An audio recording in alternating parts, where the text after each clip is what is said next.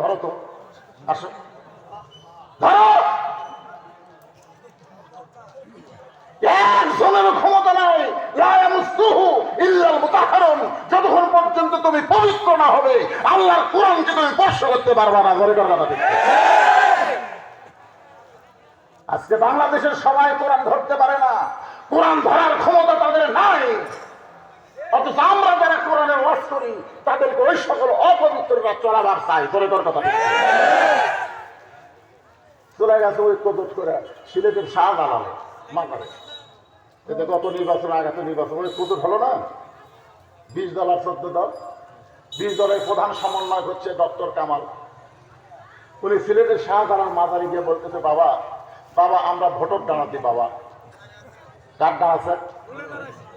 দেখেননি দেখেন নাই? ডক্টর কামালের নেতৃত্বে একদল নেতা সিলেটের মাজারে গিয়ে বলতেছে, বাবা আমরা ভোটর ডানাছি।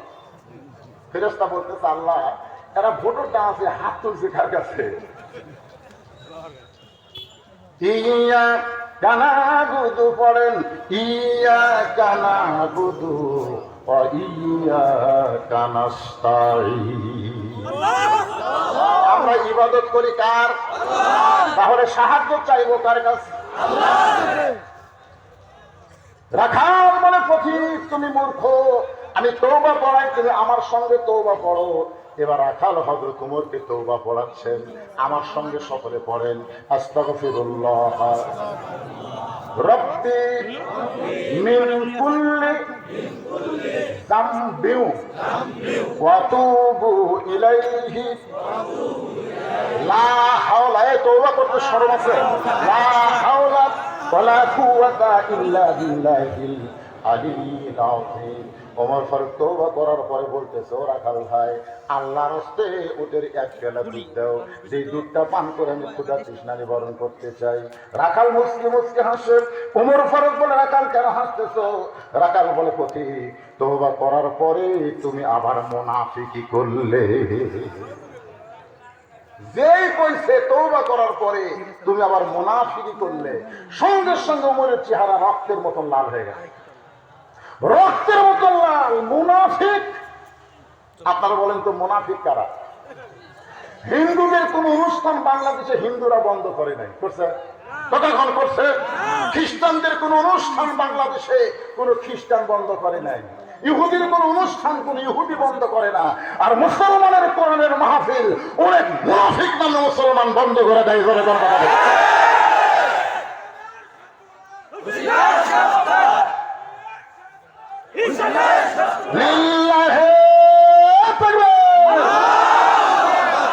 তকবীর দিবেন, ফেসকা মার্কা দিবেন দিবেন না, কিন্তু এমন তকবীর দেন শয়তান খুশি হয়ে যাচ্ছে। দেখ, যারা দিচ্ছে তারা আল্লাহর, আর যারা দিচ্ছে না তারা হামার। আল্লাহর বান্দার একটু মনোযোগ দেন। রাখাল বলতেছে, তওবা করার পরে তুমি আবার মুনাফিকি করলে। ওমর ফারুকের চেহারা রক্তের মতন লাল হয়ে গেছে। এই কথা তুই খেয়াল করেন, ওমর ফারুকের চেহারা রক্তের মতন লাল হয়ে গেছে। ওমর ফারুক বলতেছে, রাখাল আমার মধ্যে মুনাফিকের কি দেখলে? তুমি যে আমাকে মুনাফিক কইলে, কারণ কাফের থাকবে জাহান্নামের উপরে আর মুনাফিক থাকবে জাহান্নামের নিচে, আমার মধ্যে মুনাফিকের তুমি কি দেখলে? রাখাল বলতেছে, তুমি চিন্তা করে দেখো, তোমার মুখের সাথে মনের মিল নেই। লিমা তাকুলু মালা তাফআলু। আমরা অনেক বক্তা ভালো ভালো ওয়াজ করি, আমরা কিন্তু অনেক বক্তা ভালো ভালো ওয়াজ করি। আমার বউর একদিন কইছিলাম যে দুনিয়ার সবাই আমার হুজুর কয়, তুমি একটু আমার হুজুর কও না কেন? বউ খালি মুসকে মুসকে হাসে। আমি বলে, হাসো কেন? বলে, জনগণ আপনার চিনে না তাই হুজুর কয়, কিন্তু আমি চিনি, হুজুর হওয়া এত সহজ না। জনগণ আপনার চিনে তাই খালি ভালো ভালো ওয়াজ করে আসে, কিন্তু আপনি মালটা কি এটা তো আমি জানি। আমি সেদিন বইয়ের কাছে ধরা খেয়ে বুঝলাম আসলেই তাই। আমাকে মুখের কথা সুন্দর, কিন্তু আমাকে মন। লিমা তাকুলু মালা তাফআলু। রাখাল বলে, পথিক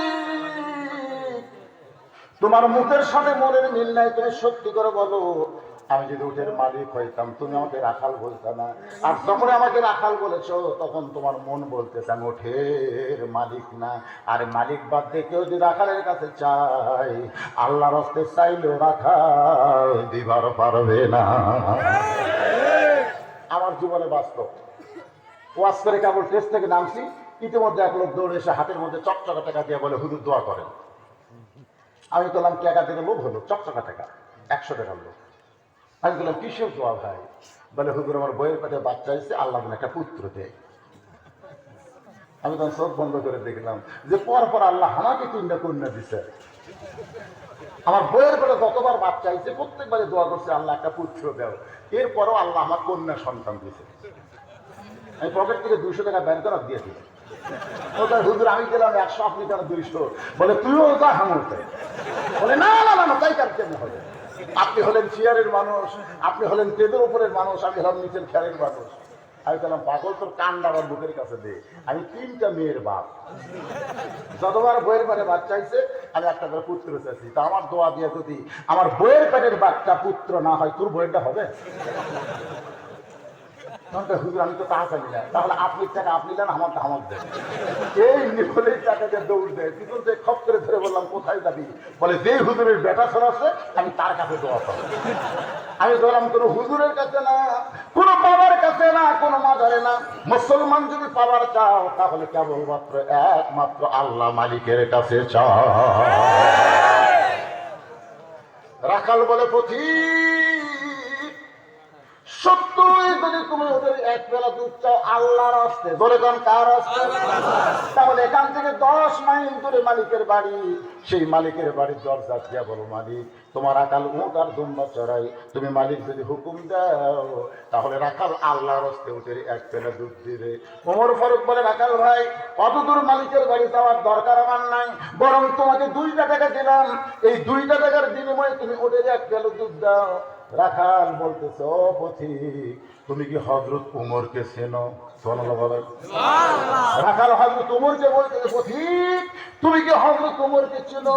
যদি হযরত উমরকে চিন্তা তাহলে এরকম ব্যবসায়ীরা কথা বলতে পারতা না।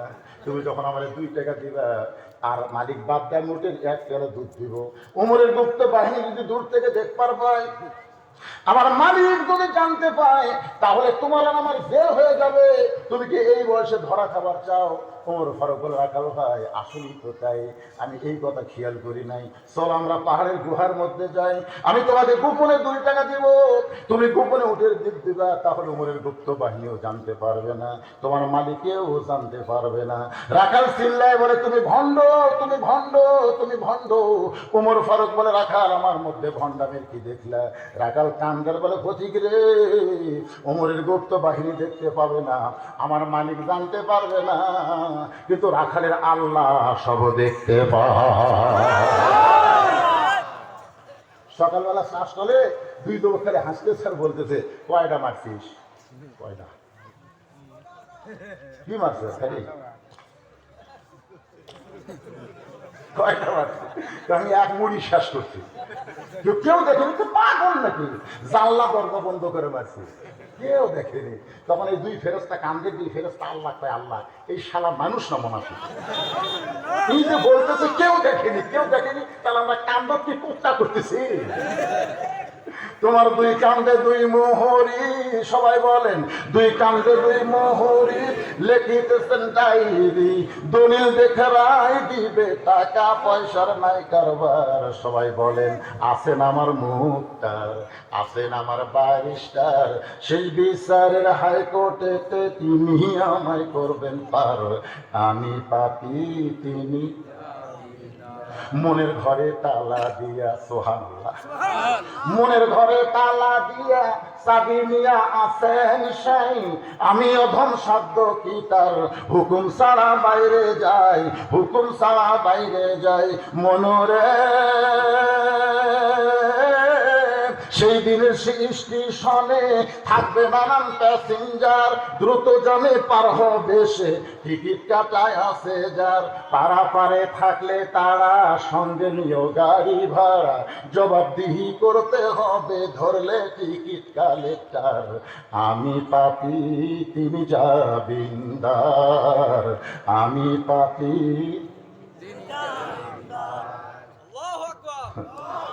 সুবহানাল্লাহ।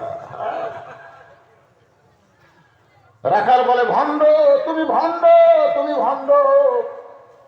উমর ফারুককে বলতেছে তুমি ভণ্ড। তুমি মনে করতেছো উমরের গুপ্ত বাহিনী দেখতে পাবে, আমার মালিক জানতে পারবে, কিন্তু জানো না রে ভণ্ড, যেখানে কেউ দেখতে পায় না সেখানে রাখালের আল্লাহ দেখতে পায়। শুধু বিশ্বাস করেন আল্লাহ ছাড়া কেউ দেখে না, যা কিছু করি সব দিকে দেখে। একটা বিশ্বাস করেন গোটা বাংলাদেশে কোনো দুর্নীতি থাকবে না। ধরে কর্ণ কথা ঠিক কিনা? জানলা দরজা বন্ধ করে সব খায়। কি খাও? আমার এলাকার ছিলেন আসরের নামাজে উদু করতেছে, ইতিমধ্যে একজন ঘুষের টাকা লিয়ে হাজির। প্রেসিডেন্ট বলতেছে আমি অজু করতেছি, নামাজ পড়বো, এই সময় ঘুষের টাকা হাত দিয়ে আমি স্পর্শ করবো না। তোর যদি ধৈর্য না থাকে ওই ডয়ারের মধ্যে ফিরে যা।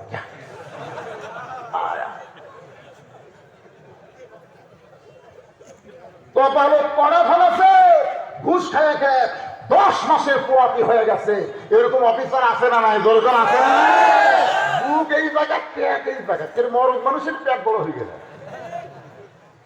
মেয়ে মানুষের পেট বড় হওয়ার পরে, কারণ বাবা আনন্দে মাতিয়া সাগরে ভাসাইয়া সেই যে চইলা যায়, খবর লয় না মাজন ধরিয়ায় দরে, কত কষ্ট করে 10 মাস পরে পায় প্রসবের বেদনা, এমন দরদি ভবে কেউ হবে না আমার মা।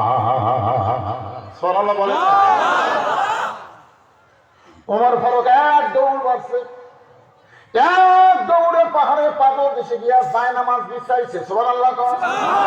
2 রাকাত শুকরিয়া তার নামাজ পড়ে আল্লাহর কাছে বলতেছে, আল্লাহ তোমার কোরআন এত সুন্দর, সারা জীবন কোরআন পড়েছি, কোরআনের সৌন্দর্য দেখতে পাইনি আল্লাহ, কিন্তু আজকে নিজের চোখে দেখলাম ওইটা রাখাল না, ওইটা যেন তোমার বাস্তব কোরআন।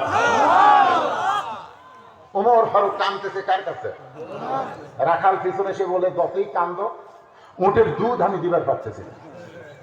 ওমর ফারুক বলে রাখাল ভাই, উটের দুধের কোনো দরকার নাই, বরং তোমার কাছে আমি জানতে চাই তুমি না দেখা আল্লাহকে কলিজার মধ্যে জায়গা দিয়ে যেখানে কেউ দেখবে না সেখানে আল্লাহ দেখতেছে, এই বিশ্বাস নিয়ে চলার কারণে তোমার চাহিদা কি?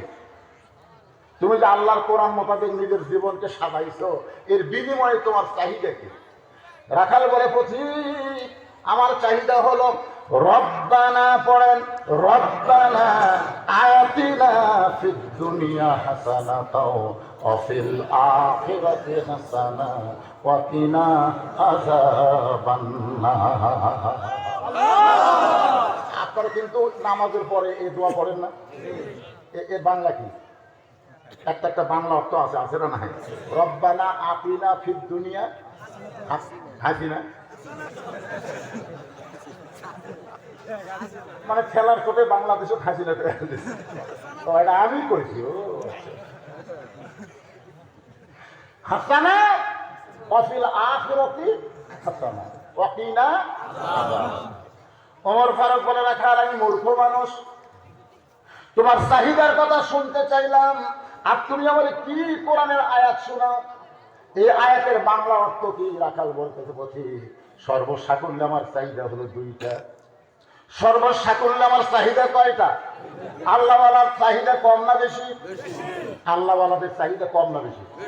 কম, কারণ তারা জানে বাল তুসিরুনাল হায়াতাদ দুনিয়া ওয়াল আখিরাতু খায়রুন ওয়া আবকা। দুনিয়া তো কিছুই না, দুনিয়া কিছুই না, অথচ করোনা আসার পরে এই দুনিয়াকে থাকার জন্য অনেকে মৃত্যুর কথা ভুলে যায়, খালি করোনার ভয় করে। করে খান কথা ঠিক, এক লোক করোনার ভয়ে মাস্ক করছে, হাতে গ্লাভস করছে, মাথা একেবারে এলবি টেলবি দিয়ে ওই সবসময় ঘরের মধ্যে থাকে। বাইরে গেলেই করোনা, বাইরে গেলেই করোনা, বাইরে গেলেই করোনা। ইতিমধ্যে আল্লাহ আজরাইল পাঠাছে। ধরে খালি কি বানাবো? আজরাইল এসে বলতেছে বেড়া যাবো না, বেড়া যাবো না, করোনা ঘটতেছে, আমি আজরাইলে এই তো ভাববে ভাই, আমি তো মনে করতেছি করোনা হয়ে মানুষ মরে, এমনি মরে। পাগলারা এই করোনা এসে বাংলাদেশের বহু মুসলমানের ঈমান নষ্ট করতে ধরে সারা জীবন আজকে আমরা মসজিদে মুসল্লি বাড়াবার পারি না, এক করোনা এসে একদিনে মুসল্লি কমাই দিচ্ছে ধরে কোন কথা ঠিক। সারা জীবন আজকে আমি মানুষদের একত্র করতে পারি না, করোনা এসে 1.5 ফুট ফাঁক ফাঁক করে দিচ্ছে। তবে একটা জিনিস ভালো, এই যে মা মেয়ে মানুষ মরদ মানুষ যখন মুখ ঢাকা বেড়ায় তখন মনে হলো করোনা তুমি কিছুদিন থাকো, এরা যেন পরদানিশী হয়ে যায়। করোনা একদিকটা খুব ভালো। আমার এলাকার এক ফকিরকে বলছিলাম, কেরে ভাই আপাতত করোনার সময় বাড়ি থাকলে বাইরে যাস না, তুই যে হারে পাড়া বেড়ে বেড়ে ভিক্ষা করিস তো করোনা ধরবে। তখন আমার বলছে, আপনি সত্যি করে বলেন তো এ পর্যন্ত বাংলাদেশে কয়টা ফুটির করোনা হয়ে মরছে? আপনি সত্যি করে বলেন একজন আলিম হয়ে। আমি তখন চিন্তা করলাম বাংলাদেশটা আমি খোঁজ দিতে পারবো না, তো বগুড়া জেলা খোঁজ নেই। আমি গোটা বগুড়া জেলা খোঁজ নিয়ে দেখলাম 342 জন লোক করোনা হয়ে মারা গেছে, তার মধ্যে একটাও ফকির নেই, একটা ফকির নেই। তার মানে বোঝা গেল ফকিরদের করোনা ধরে না। যাদের করোনা ধরেছে অধিকাংশই তারা ডাক্তার, তারা পুলিশ, তারা এসপি, তারা নেতা, তারা এমপি, তারা মন্ত্রী। করোনা কিন্তু সব জায়গায় ধরে না, জায়গা বুঝা বুঝা ধরে ধরে কোন কথা ঠিক।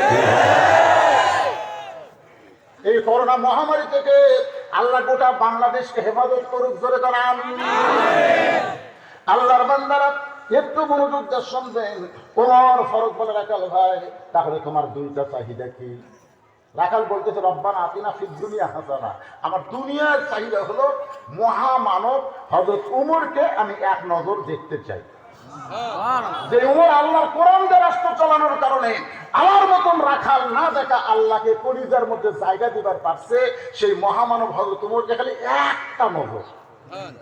একটা নজর দেখলি আমার দুনিয়ার চাহিদা শেষ।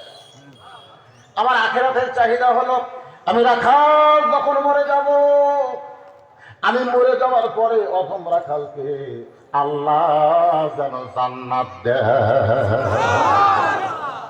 ওমর ফারুক দৌড়ে এসে রাখালের হাতটা ধরে, রাখাল বলতেছে আমার ঘামা হাতে চুমা দিলে, তার মানে রাখালকে ওমর বলতেছে, রাখাল ভাই তোমার 2 নম্বর চাহিদা আল্লাহ পুরা করছে, পুরা করবে না, পুরা করছে। যারা এই কোরআনের মাহফিল আপনার বসে থেকে ওয়াজ শুনতেছেন, আপনারা যে জান্নাত পাবেন এই ব্যাপারে কোনো সন্দেহ নাই। এখন হয়তো বলবেন, হুজুর এটা কেমনে বুঝবো, জান্নাত পাইছি কেমনে বুঝবো? মরে দেখেন, না মরলে তো আর জান্নাত দেখতে পাবেন না, বড় কথা ঠিক।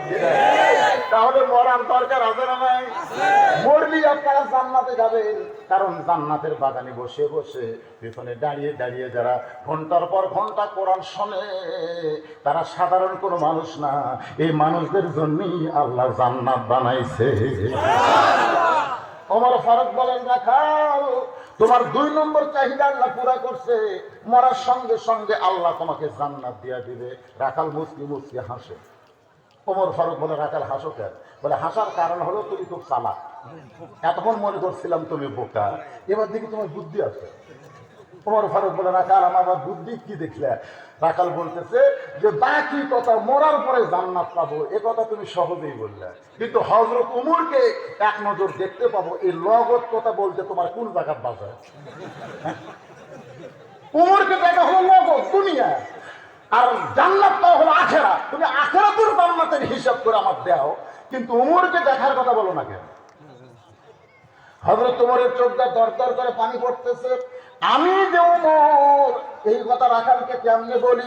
যে রাখাল আমাকে তওবা পড়াইছে, যে রাখাল আমাকে মুনাফিক কইছে, যে রাখাল আমাকে ভণ্ড কইছে, এখন যদি বলি আমি ওমর, বলাও সারা রাখাল হাত ফেল করে মরাও, কি কর বলবো না? যার সারা জীবন দেখার জন্য এক নজর বাসনা করেছে, সেই উমরকে তওবা পড়াইছে, মুনাফিক কইছে, ভণ্ড কইছে, এখন যদি বলে আমি উমর, বলাও সারা হাঁটছেন। এই রোগের নাম কি? হাঁটছেন। সকালবেলা লোকটা বাজারে ঘুরলো, বিকেল বেলা খবর আলো মারা গেছে। সবাই বলছে কি হয়ে মরল রে? স্ট্রোক করে মরছে। করোনা তার সময় দেয়, কিন্তু স্ট্রোক করলে কোনো সময় নাই। ধরে ধরে কথা ঠিক। বাংলাদেশের অধিকাংশ মানুষ স্ট্রোক করে মরতেছে, কারণ কি জানেন? কারণ হলো পকেট করে যে টাকা নেওয়া যায় সেই টাকার বাজার হচ্ছে না।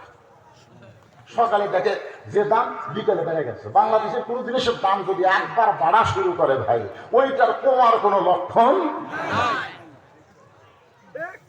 অধিকাংশ মানুষ স্ট্রোক করে মারা যাচ্ছে।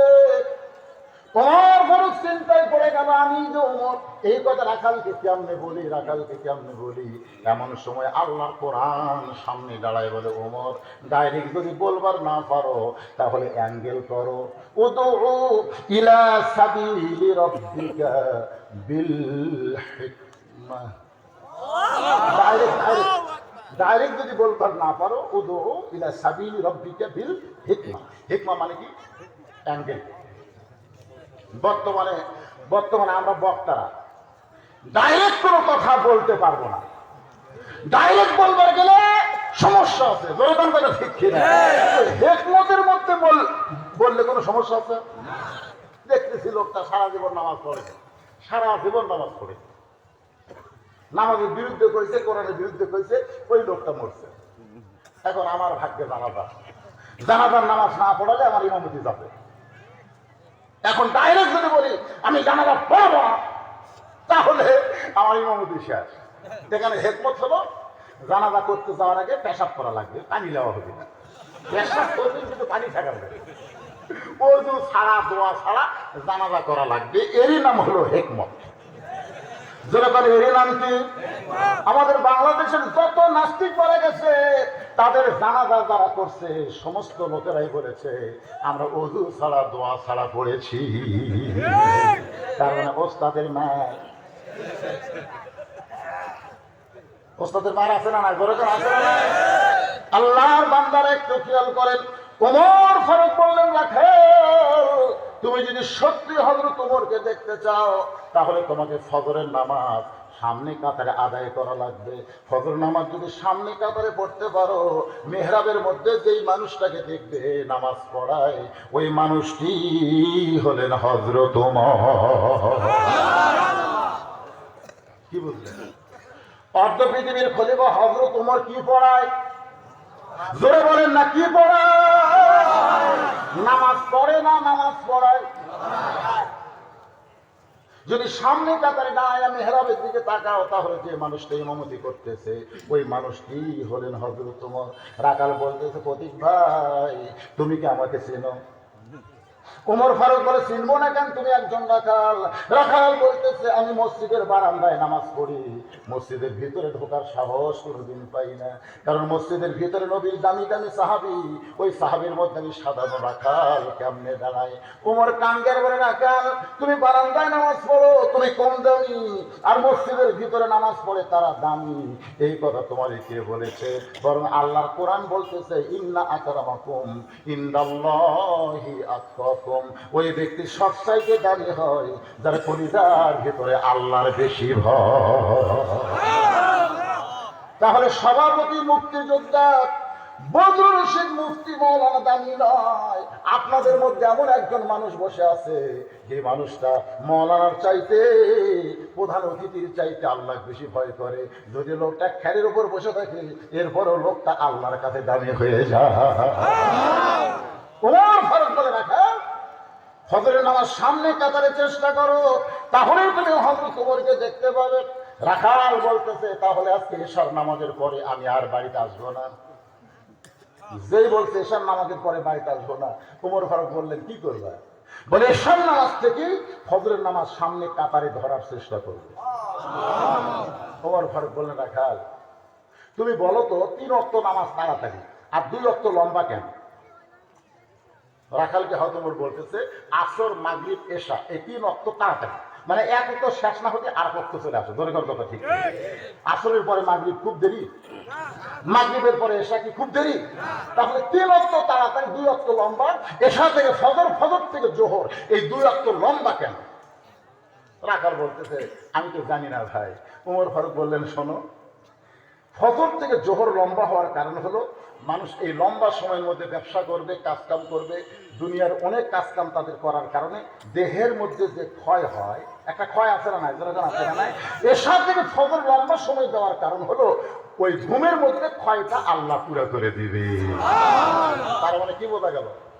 এসে থেকে ফজর লম্বা কেন আপনারা বুঝলেন কি করার জন্য? ওয়াজ শোনার জন্যে না ঘুম পাড়ার জন্য? কথা কন না কেন, কি পাড়ার জন্য? ঘুম পাড়ার জন্য। আমরা যে ওয়াজ শুনতেছি এমন ওয়াজ রাসূলের যুগে ছিল না। আল্লাহ রাসূলের বয়ান হলো এশার নামাজের পরে তোমরা ঘুমিয়ে যাবে তাহাজ্জুদের মহব্বত এবং ফজরের জামাত যেন তোমাদের তরফ না হয়। তাহাজ্জুদের মহব্বত মানে কি? এটা ইবাদত না, তাহাজ্জুদ হলো মহব্বত। তাহাজ্জুদ কি? মহব্বত। আপনি বলবেন এক ব্যক্তি নামাজের সেজদায় আছে, আল্লাহ বলতেন যতই নামাজ পড়, যতই সেজদা কর তুই জাহান্নামী। যতই নামাজ পড়, যতই সেজদা কর তুই কি? সেজদা থেকে মাথা তুলে বলতেছে আলহামদুলিল্লাহ। আল্লাহ কাই করে পাগলা, তোরে জাহান্নামের খবর দিলাম, এরপরে তুই আমার শুকর আদায় করলে কেন? বান্দা বলতেছে আল্লাহ জাহান্নামের মালিক তুমি, জান্নাতেরও মালিক তুমি, তোমার বানানো জাহান্নামে আমার মতন বান্দার যে জায়গা আছে, এই জন্যই আমি তোমার শুকর আদায় করলাম। তুমি যদি বলতে জান্নাতও নাই জাহান্নামও নাই, তাহলে আমি যাবো কোথায়? আমি আল্লাহর শুকর এই জন্য আদায় করলাম আমার জায়গা আছে। আমি তাও জনগণকে বলতে পারবো আমার জায়গা আছে। এই কোথায় তোর জায়গা রে? জাহান্নামে। আল্লাহ কাই পাগলা, জাহান্নামে গেলে তুই পুড়ে যাবি, তোর কষ্ট হবে। পাগল বলতেছে আল্লাহ আমি জাহান্নামে যাবো ঠিকই, তবে একা যাবো না। আল্লাহ বলে তোর সঙ্গে জাহান্নামে কে যাবে? তোর সঙ্গে জাহান্নামে কে যাবে? পাগল বলতেছে আমি যার দল করি সেই দলের মালিক যাবে। এখন আমরা দল করি না, বগুড়ার সব মিছিল করতে, যুবকেরা মিছিল করতেছে, তারেক জিয়া যেখানে আমরা আছি সেখানে। কি মিছিল? তারেক জিয়া জেলখানায়, এক সাংসার মিছিল নেই। মামুনুল হক যখন বাহিরে ছিল, বাংলাদেশের তালেবান যে হারে মিছিল করতেছিল, মনে হয় কিছু একটা ঘটে যাবে, জোরে কোন কথা ঠিক কিনা? এখন মামুনুল হক জেলখানায়, একজনের মিছিল নাই। তালের উপর তাল মারা, এই তাল মারা মেরে নেতা করুক আমরা নষ্ট করছি। নেতা আছে যেখানে আমরা আছি সেখানে, নেতা আছে জেলখানায়, এক সেন্সের মিছিল নেই। আছে মিছিল আছে, কথা কন না কেন? আছে। আল্লাহ বলে পাগল তুই, তোর সঙ্গে জাহান্নামে কে যাবে? পাগল বলতেছে আমি যার দল করি। আল্লাহ তাকায় দেখে ওই পাগলের পরিচয় আল্লাহর মহব্বত দেখা যায়। আল্লাহ বলে পাগল রে, আমার মহব্বত কে কেউ যদি জেলখানাও যায়, জাহান্নামেও যায়, আমি জাহান্নামকেও জান্নাত বানায়া দিব। এটার নাম হলো মহব্বত। আর এই মহব্বত অর্জন করা যায় তাহাজ্জুদে। যেরকম কার ভিতরে? তাহাজ্জুদ আর ফজরের জামাত। আজকে যারা আপনারা ওয়াজ শুনতেছেন, আপনারা যারা 5 ওয়াক্ত নামাজ জামাতে পড়েন, আজকে ফজরের নামাজের জামাতের গ্যারান্টি কম না বেশি? বেশি। যারা নামাজ পড়তেছেন তাদেরকে বলতেছি, যারা পড়েন না তারা কথা কন কেন? যারা এশার নামাজ পড়েছেন, মাগরিবের নামাজ পড়েছেন, কারা কারা এশা মাগরিব পড়েছেন হাত তোলেন। এই কথা আমি বলবো না তো, এই কথা আমার বলার দরকার নেই। আপনারা চিন্তা করেন কারা কারা মাগরিব এশা পড়ছে। এখন ফজরের নামাজ কারা কারা পড়বেন না? হাত তোলার দরকার নাই, কারণ আল্লাহুম্মা বিইসমিকা আমুতু ওয়া আহইয়া, যদি ঘুমের মধ্যে আপনার মৃত্যু হয়ে যায় তাহলে কি আর আপনি ফজর পড়তে পারবেন নাকি? কোথায় ফাঁকা আছে ভাই? আপনাদের মধ্যে ফাঁকা কোথায় আছে? আপনারা কি বিরক্ত হচ্ছেন? তাহলে আল্লাহর রাস্তায় একটু বসা অবস্থায় একটু সামনের দিকে চাপে লাভ জিকির করেন, লা ইলাহা ইল্লাল্লাহ। উঠবেন না, এখন উঠবেন না। উঠলেই কিন্তু শয়তান ধাক্কাতে তুমি সব ফেলে দেয়, মানে মাথা তুললেই শয়তান ধাক্কা মারবে। দেখেন দুই একজন যারা মাজা তুলছে, এরকম ধাক্কায় ধাক্কায় শয়তান নিয়ে যাচ্ছে। ওই বসা অবস্থায় গেরিলা ট্রেনিং, গেরিলা বলতে এরকম কুনা মেরা মেরা যাওয়া লাগে, শত্রুরা যেন দেখবার না পারে। আপনি বসা অবস্থায় সামনে চলে আসেন, শয়তান আমাদের শত্রু, ও যেন কোরআনের মাহফিল থেকে আমাদের নিয়ে যাওয়ার না পারে। জনগণ কথা ঠিক না?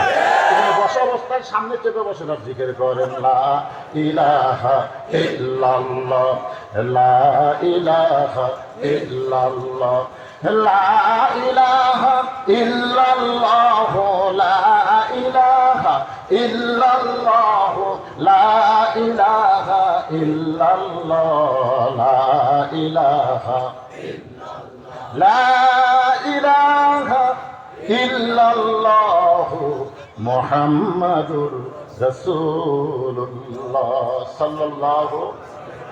ওমর ফারুক বললেন, রাখাল এই মনোযোগটা শুনেন, অত্যন্ত গুরুত্বপূর্ণ কথা। রাখাল এশার নামাজ পড়ে তুমি ফজরের নামাজ সামনে কাতারে ধরবে। এশা থেকে ফজর হলো লম্বা সময়, এই লম্বা সময়ের মধ্যে যদি তোমার ঘুম ধরে তুমি কি করবা? ওমর ফারুক বলতেছে, যদি তোমার ঘুম ধরে, এশা থেকে ফজর কি কম সময় না বেশি সময়? যদি তোমার ঘুম ধরে তুমি কি করবা? রাখাল মুস্কি মুস্কি হাসের বলে, পথিক ঘুম যদি ধরে তাহলে মসজিদের মধ্যেই ঘুমায়া যাব। যেই বলছে মসজিদের মধ্যে ঘুমাবো, ওমর ফারুকের চেহারা রক্তের মতো লাল হয়ে গেছে। আপনার বলেন তো, কুল জাল হাক্কু ওয়া যাহাকাল বাতিল ইন্নাল বাতিলা কানা যাহুকা। এই আয়াতটা আল্লাহ হযরত ওমরের সামনে নাযিল করেছে। ধরে কোন সুবহানাল্লাহ। মানে হকের জায়গা হক, বাতিলের জায়গা বাতিল, এই দুটো একত্র হওয়ার কোনো সুযোগ নাই। যেই বলছে ঘুম যদি ধরে মসজিদের মধ্যেই ঘুমায় যাবো, ওমর ফারুকের চেহারা রক্তের মতো লাল হয়ে গেছে। রাখাল মসজিদের মধ্যে ঘুমানোর দলিল দে, মসজিদের মধ্যে ঘুম পাড়োয়া তার দলিল দাও। কি কোন দলিলের দরকার আছে না? ওই যে আমরা জোহরের নামাজ পড়ে সবাই চলে গেছে, ওরা তিনজন চার ফ্যান দিয়ে গল্প করতেছে, মসজিদের চারটা ফ্যান ঘুরতেছে, ওরা তিনজন গল্প করতেছে। ফেরেশতাকে আল্লাহ সবাই নামাজ পড়ে চলে গেল, কিন্তু তোমার এই তিন বান্দা গল্প করে ফ্যান দিয়ে, এর কি রেজাল্ট কি? আল্লাহ বলতেছে, সবাই নামাজ পড়ে চলে গেছে, তারপরে তিনজন গল্প করতেছে। এই গল্প করার সময় ওদের মাথার উপর যে ফ্যান ঘুরিছে, এই ফ্যানের কারেন্টের বিল আলাদা ভাবে না দেওয়া পর্যন্ত এই তিনটা জান্নাতে যাওয়ার পারবে না। কারণ মসজিদের বাপের ঘর না, ইচ্ছা মতো ফ্যান ঘুরা ভিতরে করার কথা। কি মনে করছে? ফ্যান ঘুরতেছে আর গল্প মারতেছে, আড্ডা খানা। আমার এলাকায় গরিব মানুষের বাড়িতে ফ্যান নাই, কারেন্ট নাই, মসজিদের মধ্যে 12টা ফ্যান। এখন মুয়াজ্জিনকে বলছে, চাচা গরিব মানুষ, কারেন্ট নিবার পারি না, ফ্যানও নাই, মসজিদে 12টা ফ্যান বসে থাকে, এসব নামাজের পরে গরমের সময় আমাকে একটু চাবি দিবেন, ফজরের আজান পর্যন্ত আমরা ঘুম পাবো। কি চাচা পারবেন না? মুয়াজ্জিন বলতেছে খালি খালি। তো ঠিক আছে, 50 টাকা মাছ দেবো। মুয়াজ্জিনের বেতন কম, টাকার লোভে তো চাবি দিচ্ছে। এসার পর ওরা 6 জন 12 ফ্যান দিয়ে শুয়ে পড়ছে। মুয়াজ্জিন আজান দিল, ফজর আজান দিবার এসে বাতি জ্বলে দেখে একজনের লুঙ্গি গোলাপ, মানে ফ্যানের বাতাসে আর চুলকানি, চুলকাতে চুলকাতে লুঙ্গি গোলাপ গেছে। মুয়াজ্জিন আস্তে করে বাতি লিবার দিয়ে আর লুঙ্গি ঠিক করে আবার বাতি জ্বলে তারপরে বলতেছে, হারাম হারাম, মসজিদে ঘুম পড়া হারাম। ওরা 6 জন লাভ দেবে, চাচা মসজিদে ঘুম পড়া হারাম, তার দলিল কি?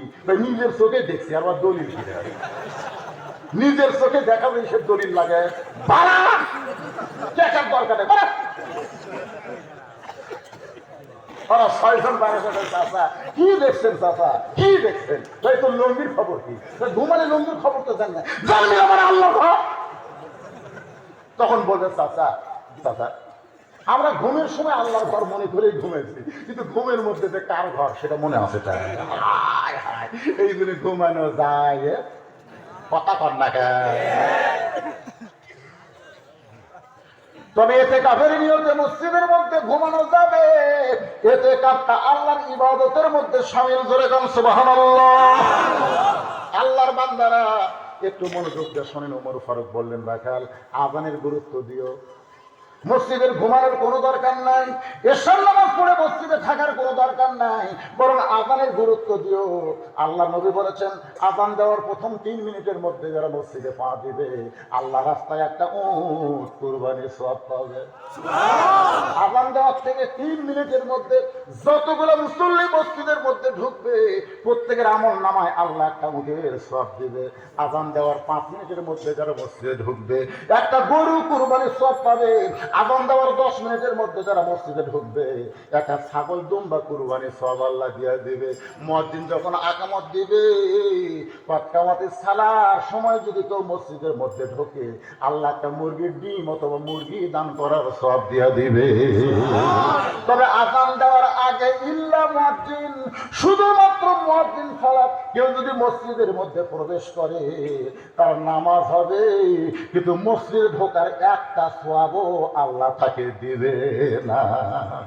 এই জন্য আযান দেওয়ার আগে না পরে, ইল্লা মাগরিব, শুধু মাগরিবের নামাজটা বাদে।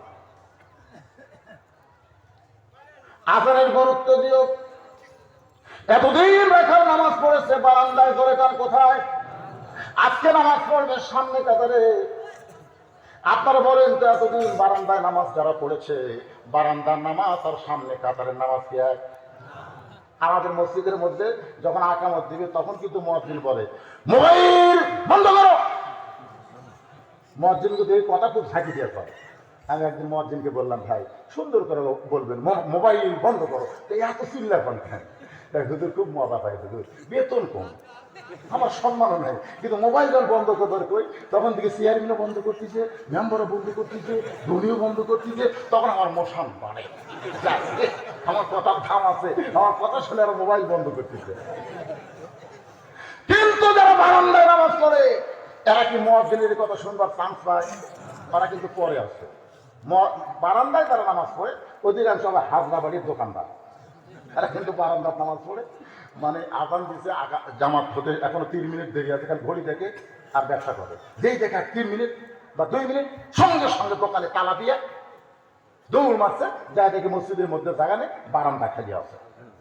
এখন বারান্দা আল্লাহু আকবার, আল্লাহু আকবার বলার সাথে সাথেই মিন শারিল ওয়াসওয়াসিল খান্নাস, মন বলতেছে তাড়াতাড়ি তো তালা দিলি, ছোড়া নেই। দেখেন এরকম হাত বান্ধার আগে কিন্তু বলেনি, যে হাত বান্ধিছে তখন তো তাড়াতাড়ি তো তালা লাগালি, চাবি 2 হাত যে বান্ধা কি করবি?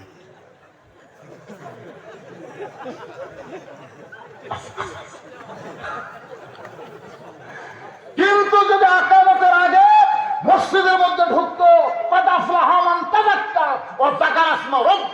তারপরে ফাসাল্লাহ, কিন্তু না, দৌড়ে আসে আল্লাহ আকবার। একজন আবার মোবাইলের রিংটোন বন্ধ করেনি, মানে বন্ধ করার তার একবার বন্ধ না করে, যে লোকটা বারান্দায় নামাজ পড়ে ওর বন্ধুরা নামাজ পড়ে না, ওই নামাজের সময় বোঝে না, কল করছে, যে কল করছে ওর মোবাইলের রিংটোন হলো ঘুম ভাঙ্গাইয়া গেল রে মরার কুকিলা। মসজিদের বারান্দায় গান বাজতেছে, ঘুম ভাঙ্গাইয়া গেল রে মরার কুকিলা। সামনে কাতার থেকে একজন মুসল্লি হাত বান্ধা অবস্থায় খালি ইস ইস ইস, মানে গান বাজতেছে বারান্দার, ওই সামনে কাতার থেকে ইস ইস করতেছে। নামাজ শেষ করে বললাম, চাচা ইস ইস করেন কেন? হাতটা বান্ধা না থাকলে মসজিদটি গালের বাইরে ঘিরে, মানে হাত বান্ধা আছে দেখা ইস ইস করছে, খালি খোলা থাকলে দৌড়ে যাও পাপাত লাগছে। এরকম লোক আছে না? না, আমি সঙ্গে সঙ্গে দাঁড়ায় বললাম, ভাইজান বারান্দায় যখন মোবাইলের রিংটোন বাজলো আপনাদের তখন কি খবর? সব মুসল্লি বলে, হুজুর আমাদের এত রাগ হলো, আর মোবাইলের গান বাজার কারণে আমাদের মন অন্যদিকে চলে গেল। আল্লাহর বান্দারা একটু মনোযোগদার সঙ্গে বারান্দায় যারা নামাজ পড়ে আর সামনে কাতারে নামাজ পড়ে, এর মধ্যে তফাৎ আছে না নাই? এতদিন রাখাল নামাজ পড়তো বারান্দায়, কিন্তু আজকে সামনে কাতারে নামাজ ধরতে হবে। হযরত ওমরকে এক নজর দেখার জন্য যেই মাত্র মুয়াজ্জিন ফজর আযান দিয়েছে, আযান শোনার সঙ্গে সঙ্গে রাখাল মসজিদে রওনা দেয়। এত জোরে যাচ্ছে, দৌড়ানো না আবার হেঁটেও না, এর মাঝখানে চলতে হবে।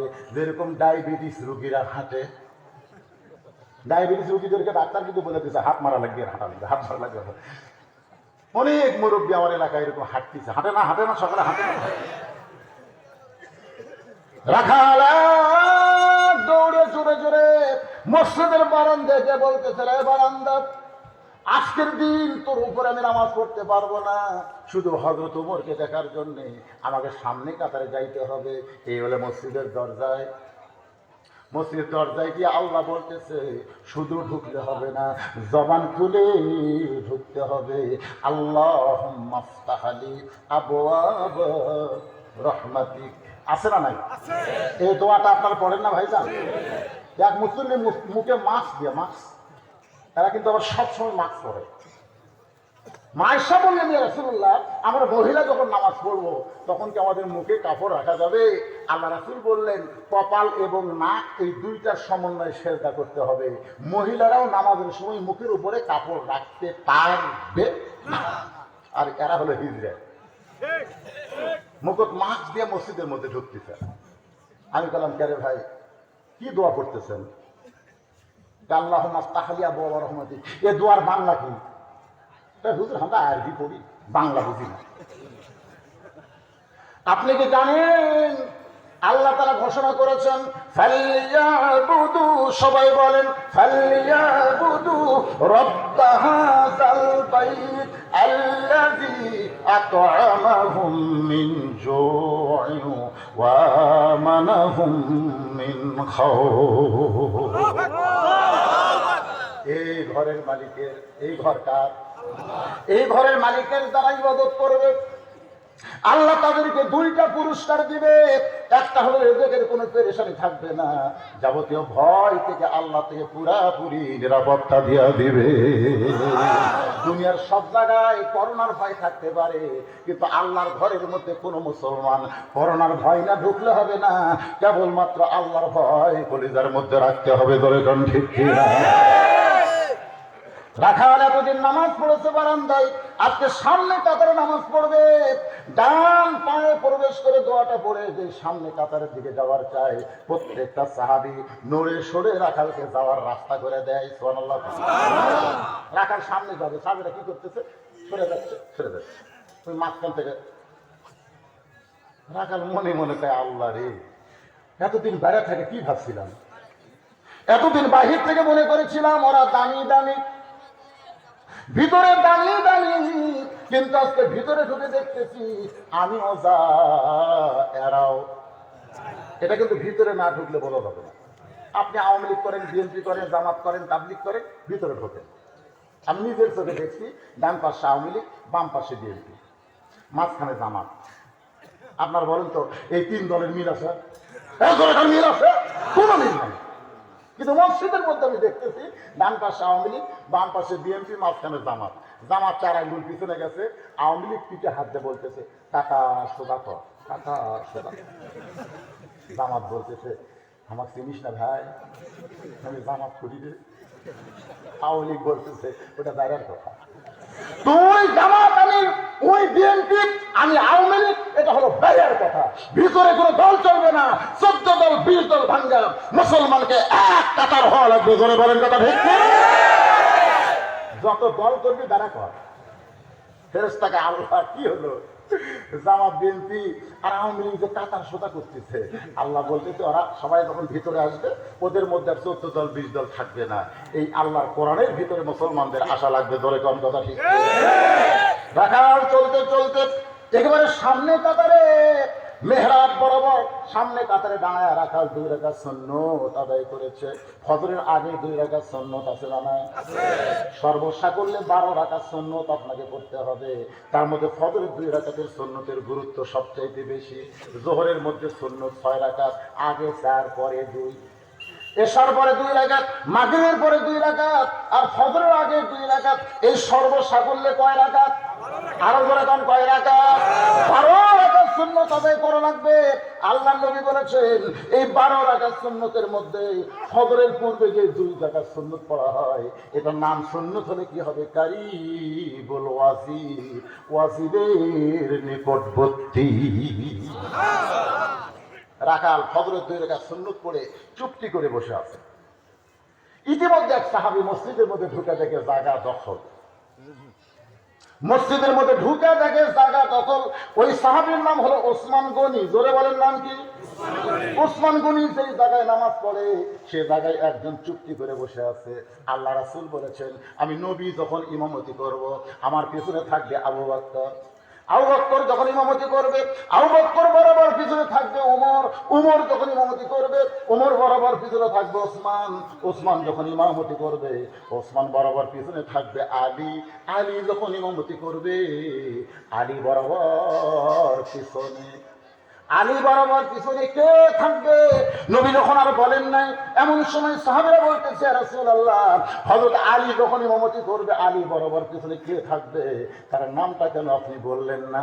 রাসূল বলতেছেন, মা ইয়ানতিকু আনিল হাওয়া ইন হুয়া ইল্লা ওয়াহুন ইউহা। আমি রাসূল ততক্ষণ পর্যন্ত কিছু বলতে পারি না যতক্ষণ আল্লাহ আমাকে বলার তৌফিক না দেয়। এ আলী পর্যন্তই হলো খোলাফায়ে রাশেদা। তাহলে হযরত ওমর যখন ইমামতি করবে ওমর বরাবর পিছনে কে থাকবে? জোরে কম কে? কিন্তু আসে দেখে জায়গা দখল। আল্লাহ নবী বলেছেন, মসজিদে কেউ যদি জায়গা দখল করে সে নিজের ইচ্ছায় যদি জায়গা না ছাড়ে তাকে ওই জায়গা থেকে ঠেলা দিয়ে সরে দেওয়া যাবে না। ওসমান গনি রাকাতের পাশে দাঁড়ায় ফজরের 2 রাকাত সুন্নত নামাজ আদায় করে মনে মনে চিন্তা করে, যে মানুষটাকে আমি জীবনে কোনোদিন সামনে কাতারে দেখি নাই, এই লোকটাকে একটু ভালো করে দেখার দরকার আছে না নাই? ওসমান গনি সুন্নত 2 রাকাত পড়ে রাকাতের দিকে কিতাবে আছে 3 বার। ধরে কোন কয়বার? 3 বার।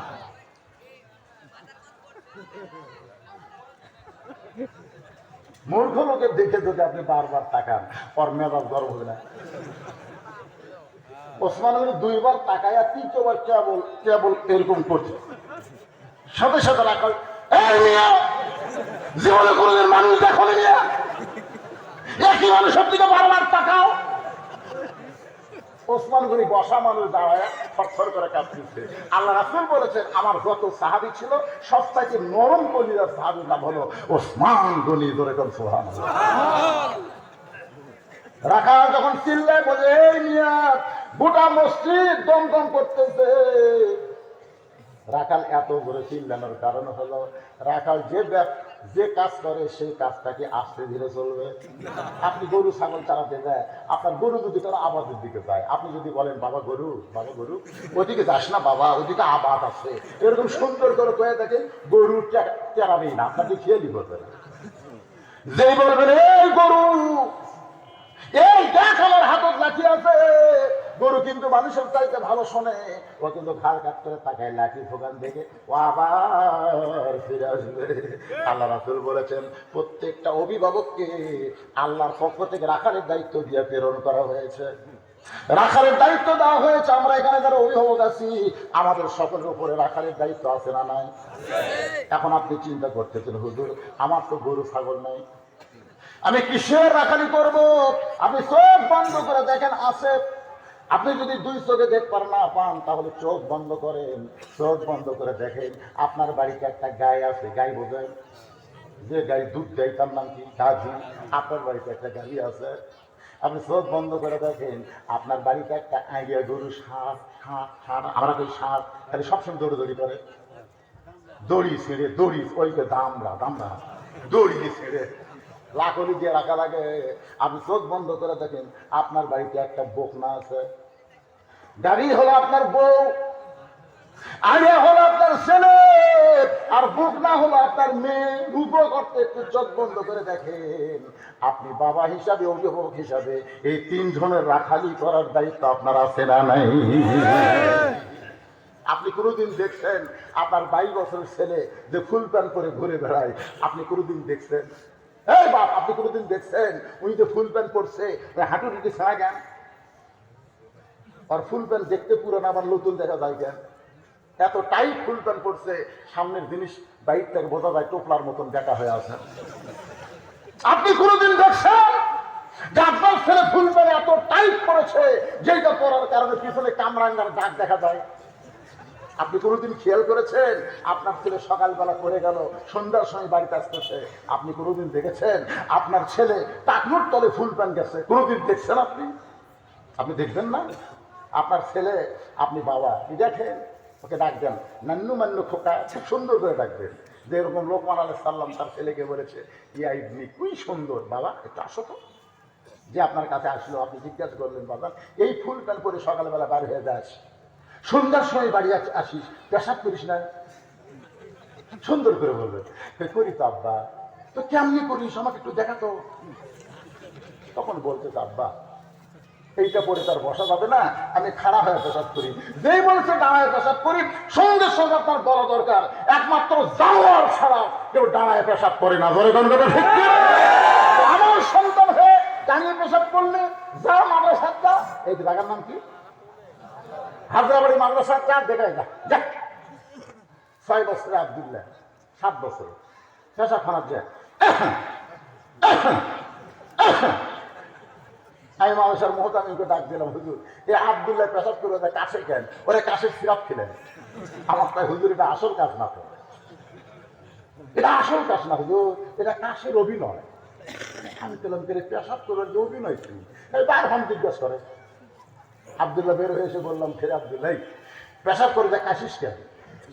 তখন আমার দিকে তাকায় বলে, হুজুর ওই ব্যক্তির কবরে সবচাইতে বেশি আযাব হবে যে পেশাব থেকে পবিত্র হয় না।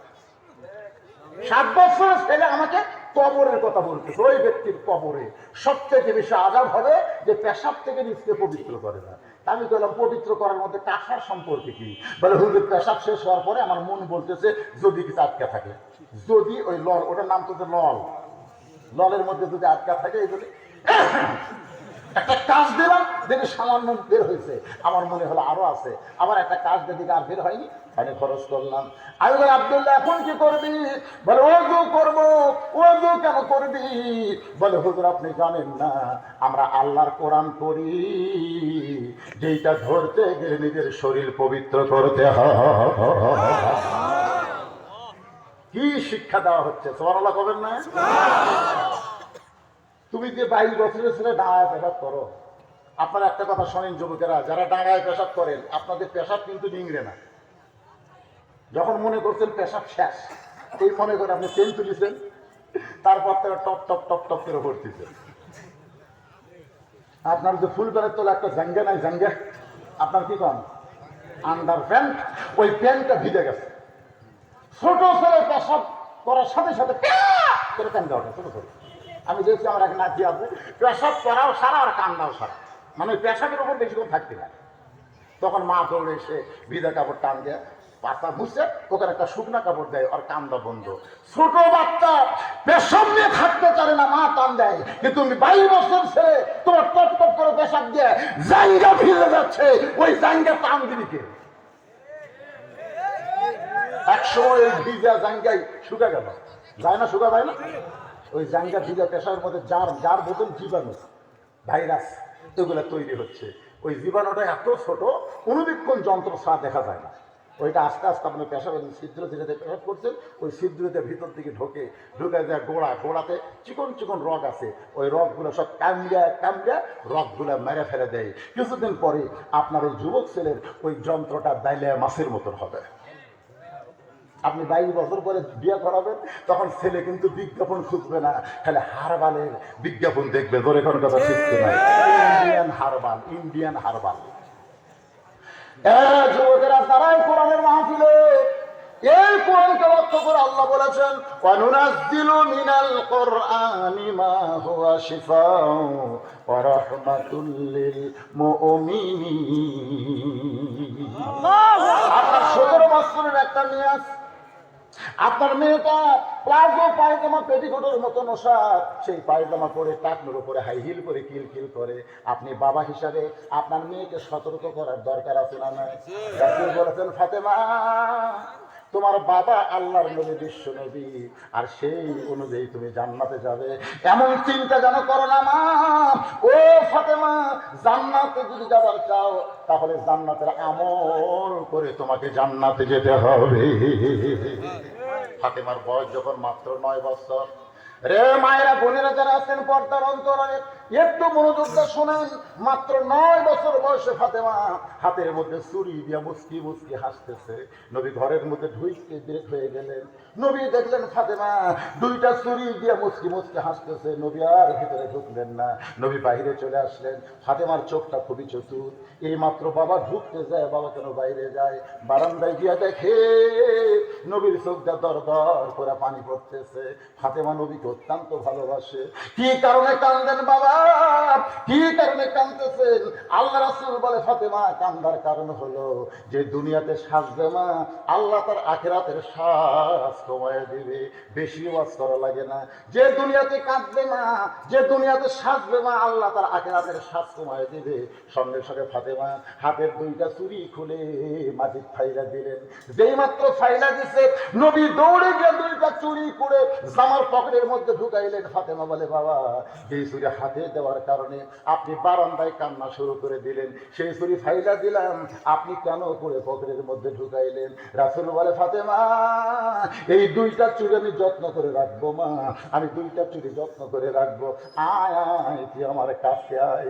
যেই ফাতেমা নবীর কাছে, নবী ফাতেমার কপালে একটা চুমা দিয়ে বললেন মা একদিন তোর নাকে ফুল পরায় দিব, কি সুন্দর লাগবে মা, তোর নাকে ফুল পরায় দিব, তোর গলায় মালা পরায় দিব, তোর হাতে ছুরি পরায় দিব। ফাতেমা বলতেছে বাবা কবে কবে কবে? আল্লাহর নবী বললেন যেদিন তোমার বিবাহ হবে। ও ফাতেমা মেয়েরা কেবলমাত্র এক ব্যক্তির জন্য সাজতে পারবে মা, সেই ব্যক্তি হলো তার স্বামী। স্বামী ছাড়া অন্য কোনো পুরুষের জন্য মেয়েরা সাজবার পারবে না। মেয়েদেরকে মেয়ে হয়ে থাকা লাগবে, পরিমণি হওয়া যাবে।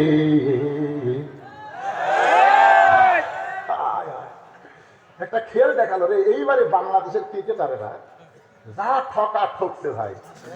আপনার বলেন তো কি ঠকা? এই বিশ্ব টি-20 বিশ্বকাপ খেলা হলো না, আপনার কি খেলা বোঝেন কিছু?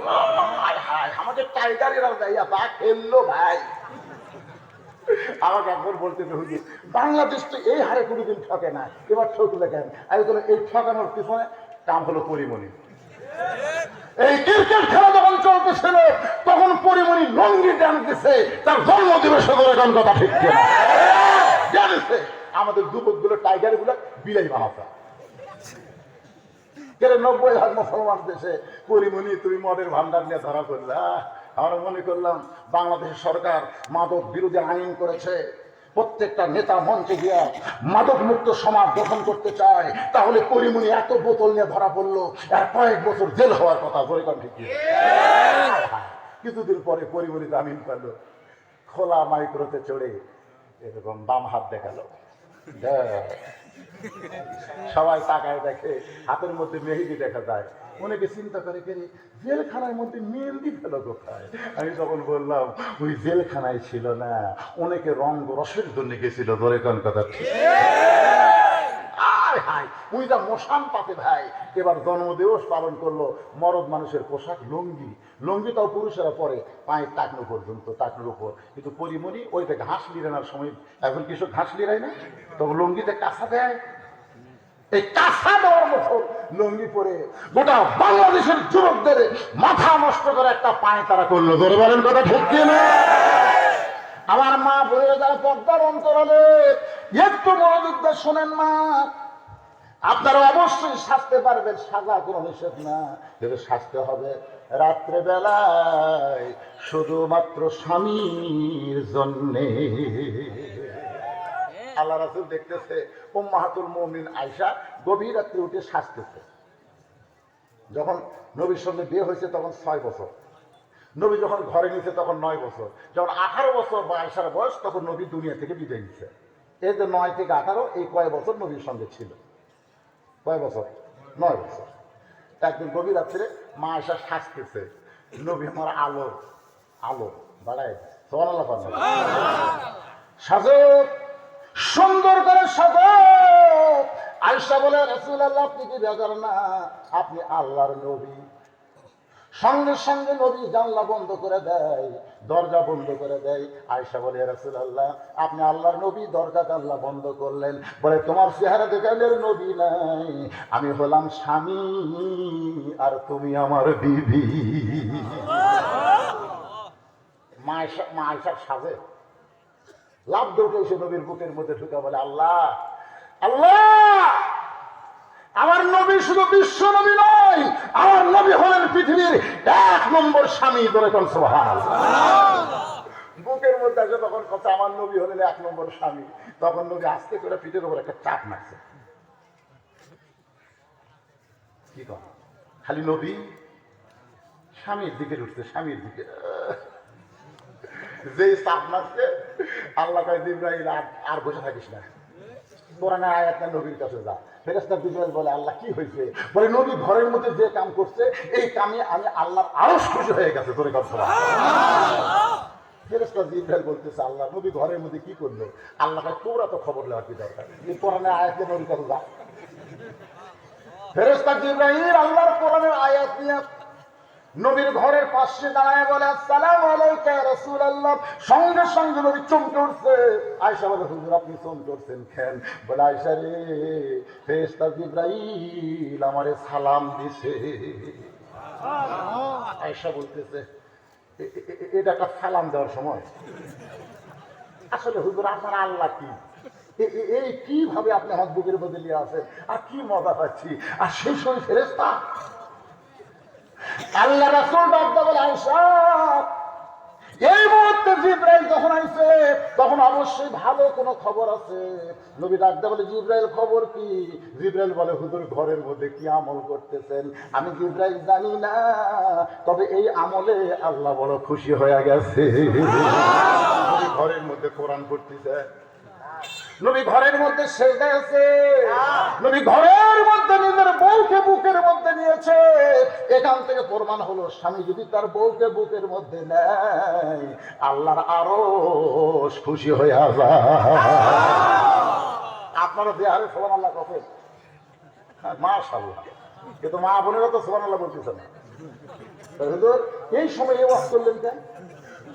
এরা এই ভোটারে, যারা ভোটে দাঁড়াইছে, এদের বিড়ি সিগারেট খেয়ে খেয়ে এদেরকে মুখের যা দুর্গন্ধ, এরা ঘরের মধ্যে ঢুকলে মনে ভোগরা পাতা ঢুকেছে। আর এই মুহূর্তে যদি বুকের মধ্যে নাই, আমার তো বমি হবে। হুজুর,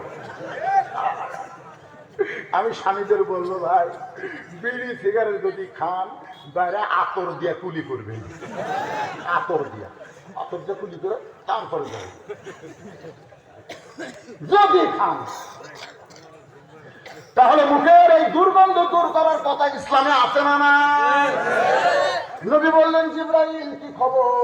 জিবরাইল বলতেছে, আল্লাহ নাজিল করেছে, হুন্না লিবাসুল লাকুম ওয়া আনতুম লিবাসুল লাহুন্না। ওসমান গনি বলতেন, ভাইজান কোনদিন আপনাকে সামনে কাতারে দেখি নাই, আজকে প্রথম দেখতেছি ভাই। এই জন্যই 3 বার তাকাইছি। জোরে কোন কয়বার? এই জন্যই।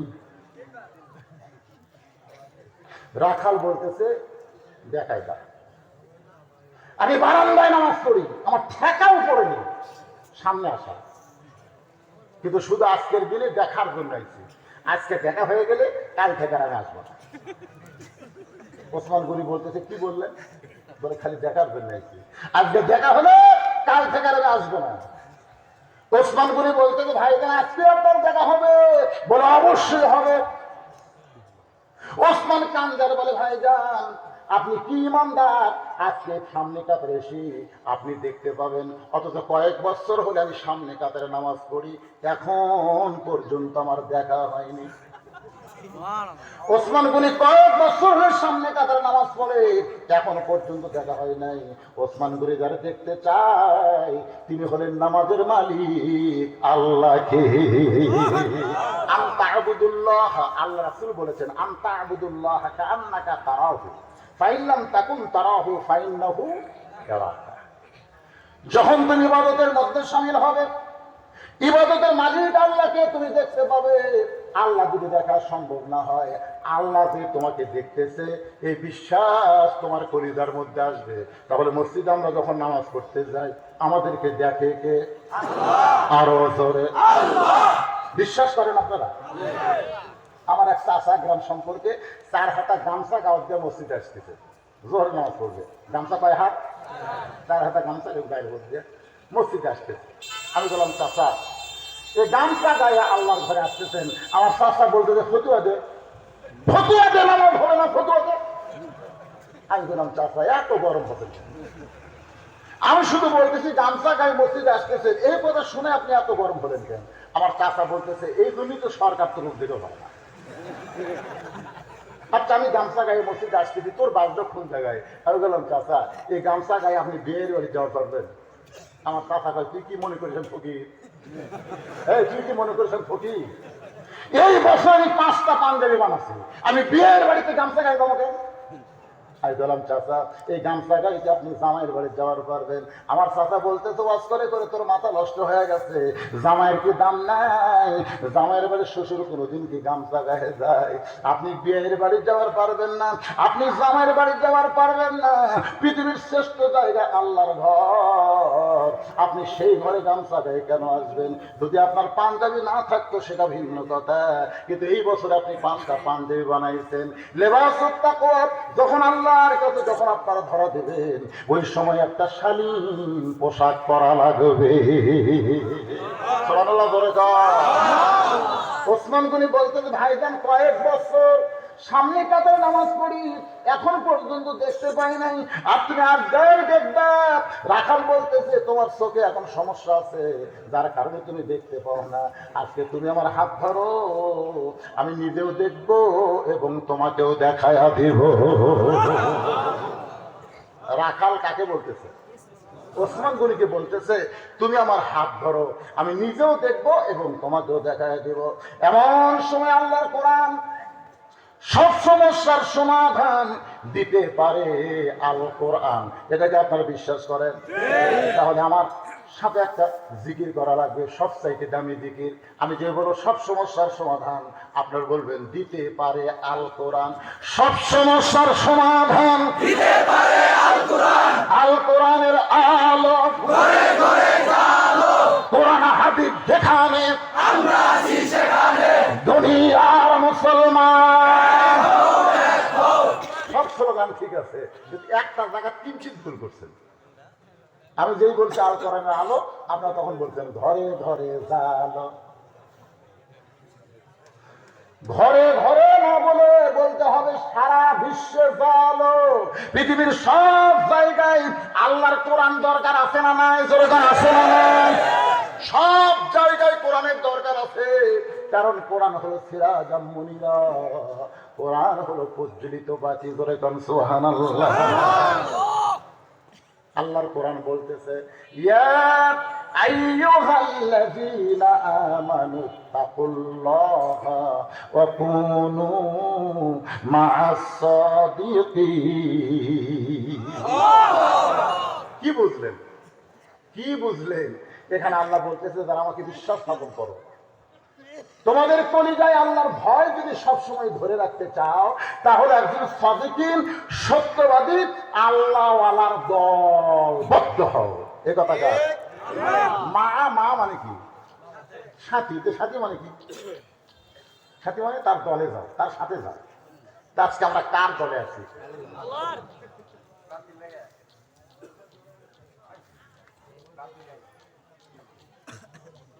আল্লাহওয়ালার সাথী হওয়ার কথা কে বলেছে? ঘরে কান কে বলেছে? এখন বলেন তো, বাংলাদেশে আল্লাহওয়ালা কারা? যারা বাহিরে আছে না যারা ভিতরে গেছে?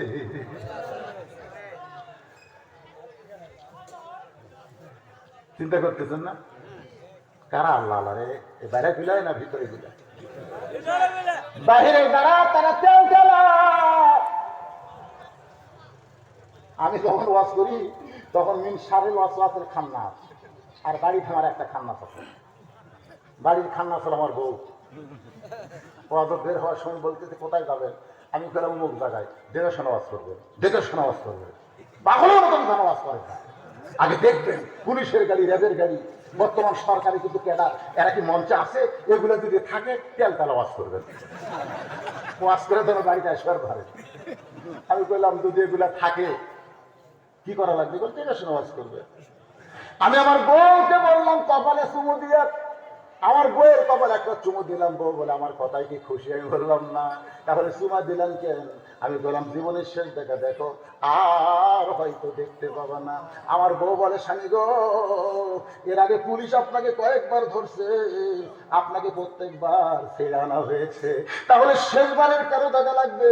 আমি বললাম দিদি রে, যারা তেল নামাজ করবে তারা পুলিশ ধরার চিন্তা করে, র্যাব ধরার চিন্তা করে, কিন্তু তোমার স্বামী পুলিশ ধরা র্যাব ধরার চিন্তা করে না।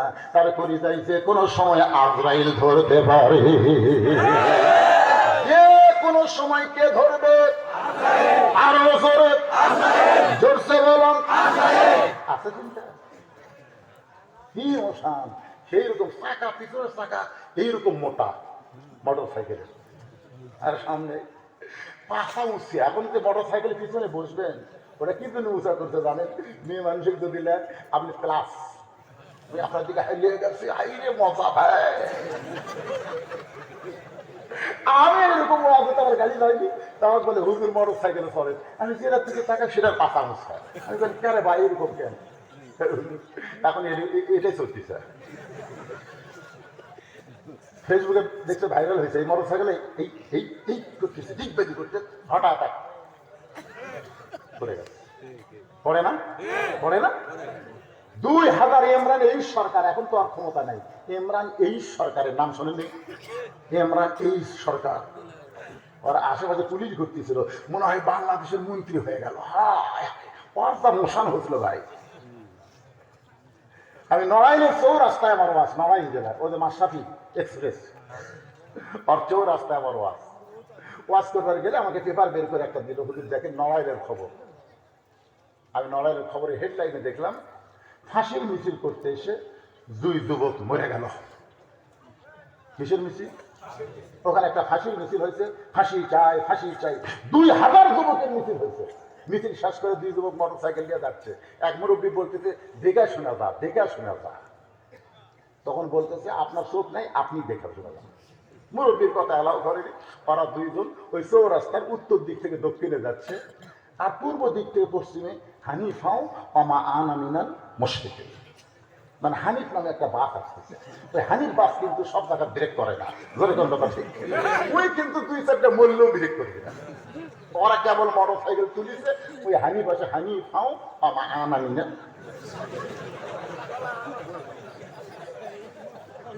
এটা দুটাই বলছে।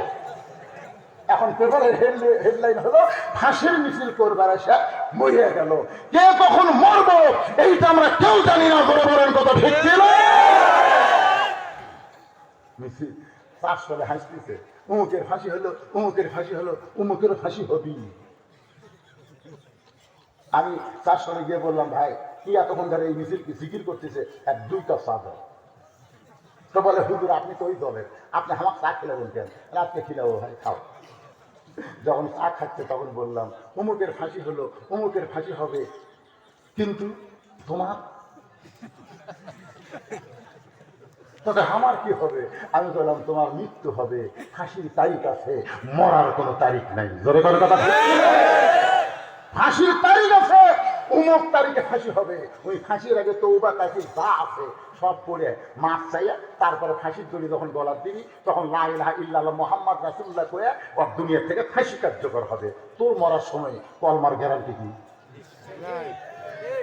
হুজুর আমার তো কলমার গ্যারান্টি নাই, তুই ফাঁসি হবি, অমুকের হবে, এখন বল তোর মৃত্যু হবে।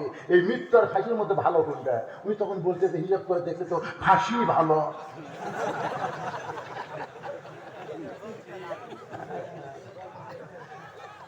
আল্লাহর বান্দার একটু মনোযোগ দেন। ওসমান গুনি রাখালের হাতটা ধরে বসে আছে, মনের মধ্যে বড় চাহিদা, আজকে নিজেও দেখবে এবং আমাকেও দেখায়া দিবে। কিছুক্ষণ পরে নামাজের আকামত, কিছুক্ষণ পরে ফজরের নামাজের আকামত যখন মুয়াজ্জিন শুরু করেছে, এমন সময় হযরত ওমর মিহরাবের মধ্যে ঢুকছে। আপনাদের কাছে আমার প্রশ্ন হলো, ওমর ফারুক যে মিহরাবের মধ্যে ঢুকলো এটা কোন দিক দিয়ে? আপনারা হয়তো বলবেন হুজুর আমাদের ইমাম তো দরজা দিয়ে মেহরাবে আসে। আমাদের বাংলাদেশের ইমাম দরজা দিয়ে মেহরাবে আসে, কিন্তু সৌদি আরব মদিনায় গিয়ে দেখেন দরজা দিয়ে ইমাম মেহরাবে আসে না। ইমাম মেহরাবে আসার আগে মেহরাবের ওই পারে একটা ছোট্ট রেস্টরুম আছে, ওই রেস্টরুমের মধ্যে ইমাম আঙ্গুর খায়, ইমাম কমলা খায়, ইমাম মালটা খায়, ইমাম কিশমিশ খায়। কারণ ইমাম মানে আমাদের বাংলাদেশের তানিশা ইমাম না, ইমাম মানে একজন বিশ্ব নেতা। করে বলেন কথা ঠিক কিনা? মুয়াজ্জিন যখন আকামত দেয়, এমন সময় হযরত ওমর মেহরাবের মধ্যে ঢুকেছে। মুয়াজ্জিন যখন বলতেছে ক্বাদ কামাতিস সালাহ, ক্বাদ কামাতিস সালাহ, সঙ্গে সঙ্গে রাকাল আল্লাহু আকবার। রাকাল যখন আল্লাহু আকবার কইছে, ওসমান গনি রাকালের হাত ছেড়ে দিছে। এতক্ষণ ধরে ছিল, আল্লাহু আকবার শুনে ছেড়ে দিছে। ছেড়ে বলতেছে ভাইজান, ইমাম সাহেব ভুল করলে মানুষ আল্লাহু আকবার লোকমা দেয়, ইমাম ভুল করবে, এখনো পর্যন্ত আকামতই শেষ হয়নি, আর তুমি আল্লাহু আকবার বললে। রাখাল বলতেছে এই জন্যই তো তুমি কানা, এই জন্যই তুমি দেখবার আসা দেখবার পাও না। আমি কি জন্য লোকমা দিলাম নিয়ে তুমি জানো না? সঙ্গে সঙ্গে দ্বিতীয় কাতারে একজন সাহাবী দৌড়ে এসে রাখালে হাতটা চেপে ধরে বলতেছে, এই পাগল, তুই যারে কানা কানা বলতেছিস এই মহামানবকে তুই চিনিস? তুই যারে কানা কানা বললি এই মহামানবকে তুই চিনিস? রাখাল চিল্লায় বলে, বারান্দায় নামাজ পড়ি, ভিতরের কারোর সাথে আমার পরিচয় নাই। নবীর সাহাবী বলে, পাগল, তুমি যারে কানা কানা বলতেছো সে নবীর ডবল জামাই ওসমান গনি। আজকের মাহফিলের সভাপতি সাহেব মুক্তিযোদ্ধা, আপনি কোন সময় গেছিলেন বাবা? হজ করবেন, হজ করবেন কোন সময় গেছিলেন? সরকার দিয়ে গেছেন, সরকার দিয়ে গেছেন।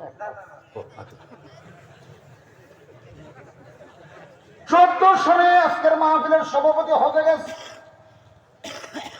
আমিও গিয়েছি 11, 12, 13। এই করোনা হওয়ার কারণে হুজুরকে হজ করা বন্ধ হয়ে গেল। আর এখনকার হুজুররা যখন হজ করবার যায় ভিসা দিবার, তার মধ্যে আমি একটা পড়ে গেছি, আমার কোনো ভিসা নেই। মনে করে ভিসা দিলেই হুজুর সৌদি আরব যায় বাড়ি করে আর ফিরে আসবি না। আপনারা জানেন 25 লক্ষ ভক্ত আমার সৌদি আরবে আছে। কয় লাখ? যারা বাংলাদেশ, জেদ্দা বলেন, তাইব বলেন, আল কাসিম বলেন, যেখানে আমি ওয়াজ করতে গেছি সেখানে হাজার হাজার বাংলাদেশি। আপনারা যেরকম মোবাইল টিপে আমাকে দেখাচ্ছেন হুজুর এই আপনার ওয়াজ, ওরাও পাগলা। হ্যাঁ, এখন যেটা আপনাকে বলতে চাই একটু খেয়াল করেন। হযরত ওমর মেহরাবের মধ্যে মনে আছে না? ভুলে গেছেন? যে বলতেছিলাম ওসমান গনি, যেটা ভাইকে বললাম কোন সালে, তিনি বললেন 14। আমি প্রথম 11 সালে যখন ওই জান্নাতুল বাকির মধ্যে ঢুকলাম, যারা হজ করবার যায় তারা কিন্তু জান্নাতুল বাকি জিয়ারত করে। এই জান্নাতুল বাকি এমন একটা গোরস্থান, যে গোরস্থানের ভিতরে 10,000 সাহাবীর কবর রয়েছে। কয় হাজার? 10,000 সাহাবীর কবর। যে জান্নাতুল বাকি কোন এক জায়গায় মা ফাতেমার কবর। যে জান্নাতুল বাকিতে ঢুকতে গেলে সর্বপ্রথম যে কবরটা দেখা যায় সেই কবরটা হলো ওসমান গনির কবর। ওই কবরের কাছে যখন কেউ দাঁড়ায়, আমার ভাইজানও দাঁড়াইছে, আমিও দাঁড়াইছি, আপনি একটু চিন্তা করে দেখেন, ওসমান গনির কবরের পাশে যখন কোনো ব্যক্তি দাঁড়ায় ওই ব্যক্তির শরীরে একটা তাওয়াজ্জ চলে আসে। এই তাওয়াজ্জ হলো গোটা দেহ থরথর করে কাঁপে, কিন্তু যারা দাঁড়ায় না তারা কম্পন বুঝতে পারে না। কিন্তু কেউ যদি দাঁড়ায়, কারণ মাত্র 3 হাত মাটির নিচে পাথরের ভিতরে যে ওসমান গনিকে রাখা হয়েছে, ওই ওসমান কিন্তু মরে নাই, ওসমান গনি এখনো জীবিত রয়েছে। এই কথা কিন্তু আমার না, কথা কার? ওয়ালা তাকুলু লিমান ইউকতালু ফি সাবিলিল্লাহ ইন্দাল্লাহি আমওয়াতুন বাল আহইয়াউ ওয়ালাকিন লা তাশউরুন। এই কোরআন শরীফ সর্বপ্রথম যিনি নিজের হাতে লিখলেন তার নাম কি? তার নাম কি? সর্বপ্রথম এই কোরআন যিনি নিজের হাতে লিখেছেন তার নাম ওসমান গনি। সবসময় তিনি কোরআন পড়তেন। এই কোরআন পড়া অবস্থায় পিছন দিক থেকে তাকে হত্যা করা হয়, পিছন দিক থেকে তাকে আঘাত করে হত্যা করা হয়। ওই তার দেহের রক্ত কোরআনের উপরে পড়েছে। মদিনার মিউজিয়াম মানে মসজিদ নববীর নিচতলা, ওই নিচতলার মধ্যে ঢুকতে গেলে 100 রিয়াল দেওয়া লাগে। অনেক হাজী সাহেবরা ওই 100 রিয়াল দিবে না, 100 রিয়াল না দেওয়ার যায় নামাজ কম্বল কিনবে। কিন্তু আমাদের মতন আলেম যারা 100 রিয়াল দিয়ে ওই মদিনার মিউজিয়ামের মধ্যে ঢুকে থাকেন। 47 নম্বর খাম্বার কাছে রেহালে ওসমান গনির লেখা কোরআন আজও আছে। শুধু কোরআন নাই, ওসমান গনির দেহের রক্ত এই কোরআনের সঙ্গে লেগে আছে। ছোট্ট একটা পাথরে খোদাই করে লেখা আছে ওসমান গনি। আমি চিন্তা করলাম আল্লাহু গানিয়ুন ওয়া আনতুমুল ফুকারা, একমাত্র আল্লাহ হলো ধনী, বাদ বাকি সবাই কি? জোরে কম না ফকির করতে মনে হয় আপনাদের শরম লাগছে। আমরা সবাই কি? আরো জোরে জোরসে বলুন। পুরুষ মানুষ যদি আমরা ফকির হই তাহলে মেয়ে মানুষ কি? আপনাকে এলাকার মেয়ে মানুষ দেখি হয়? জোরসে বলুন, আরো জোরে। শেখ হাসিনা, খালেদা জিয়া, যারা বলতেছেন না তারা কোরআনের একটা আয়াতকে অস্বীকার করতেছে। এই খবর যদি প্রধানমন্ত্রীর কাছে যায়, জামালপুরের অমুক জায়গায় মৌলানা বজলুল রশিদ এসে প্রধানমন্ত্রীর ফকুন্নি কইছে, প্রধানমন্ত্রী শুনে খালি মুসকি মুসকি হাসবে। যিনি খবর দিবে তাকে বলবে ঠিকই কইছে, কারণ তাহাজ্জুদের নামাজের পর আমি হাসিনা যখন দুটা হাত আল্লাহর কাছে তুলি তখন প্রধানমন্ত্রী হিসাবে তুলি না, আমি ফকুন্নি হিসাবে আল্লাহর কাছে কান্দি। ধরে বলেন কথা ঠিক না? ইল্লা উসমান ও গানিয়ুন, একমাত্র উসমান হলো ধনী। সে ওসমান ধনী কেমনে হলো একটু পরে আসতেছি। আল্লাহর বান্দারা ওই মাঝখান থেকে 2 জন যুবক উঠলো। কেন যুবক না মুরব্বী? ওটা না শোনেন, আপনারা উঠবেন আমার আপত্তি, পেশাব লাগলে উঠবেন না। ও দেখুন একটা উঠবে, তুই কয়টা উঠতে পারো না? আপনারা কি মনে করতেছেন যখন রাত 12টা বাজে গেছে, 12টা 16 বাজতেছে, এখন 12টা কত? আমি যখন ওয়াজ শুরু করছি তখন 10টা 14, 10টা 14 আমি মাইক ধরছি। এখন 12টা 16, 2 ঘন্টা পরে আমি বলতেছি 2-3 জন উঠতেছে। কি কিসের স্বাভাবিক? রাত 9টার সময় যদি বিছনায় আপনারা ঘুমাতে যান, আপনারা বলেন তো 9টার সময় যদি বিছনায় ঘুমাতে যান, আপনি কি পেশাব সহ ঘুমাবার যান না পেশাব বাইরে ছেড়ে যান? কেন বাহিরে রাখেন? কারণ আমার আরামের ঘুমটা যেন পেশাবের কারণে নষ্ট না হয়। এই কারণে সাইজ মতো পেশাব করে তারপর বিছনাতে এক টানা 6 ঘন্টা ঘুম পাই। তা আপনি ঘুমের দাম বুঝে ঘুমের আগে পেশাব করা বুঝলেন, আপনি কোরআনের দাম বুঝলেন না কেন?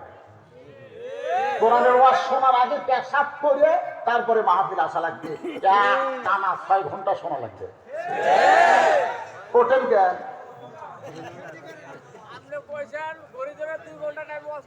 হ্যাঁ,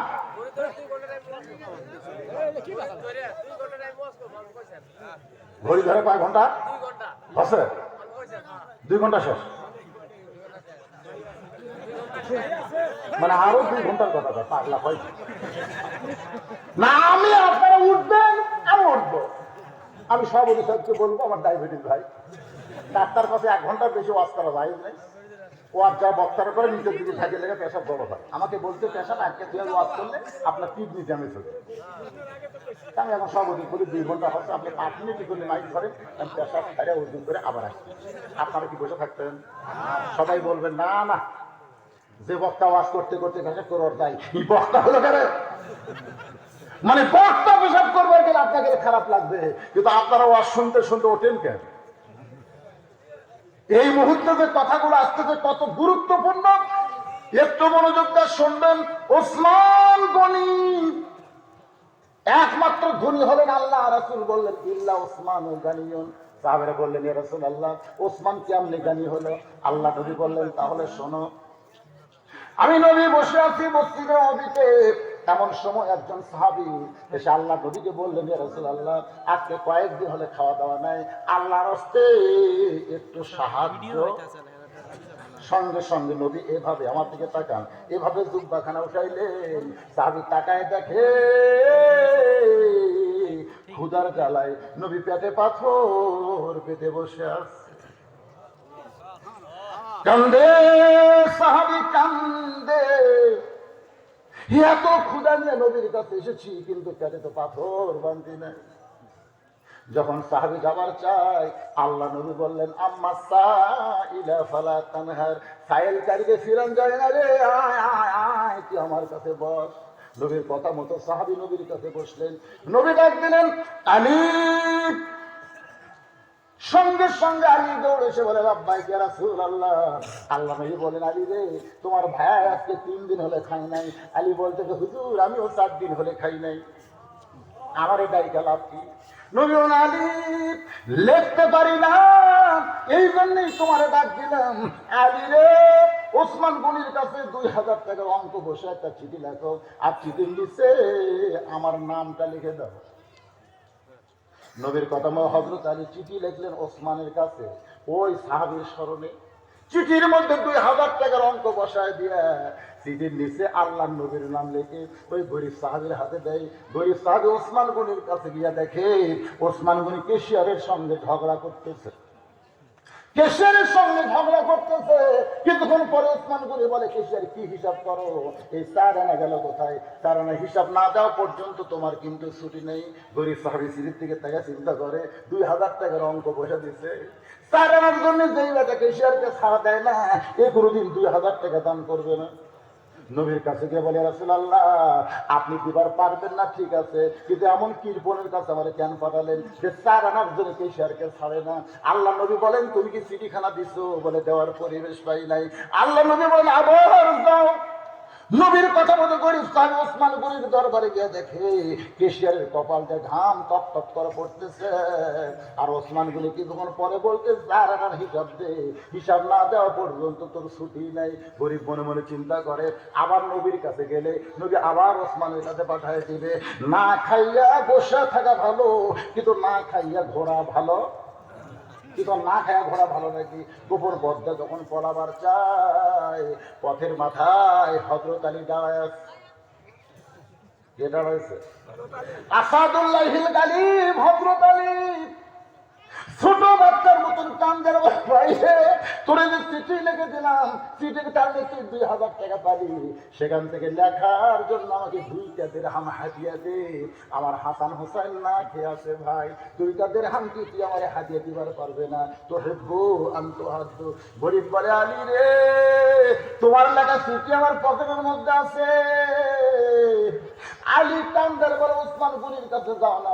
বলে, 2 বার গেছি, 4 আনার জন্য কেশিয়ারকে দেবেটা ছাড়ে না, তার কাছে 2000 টাকার চিঠি কেমনে দেই?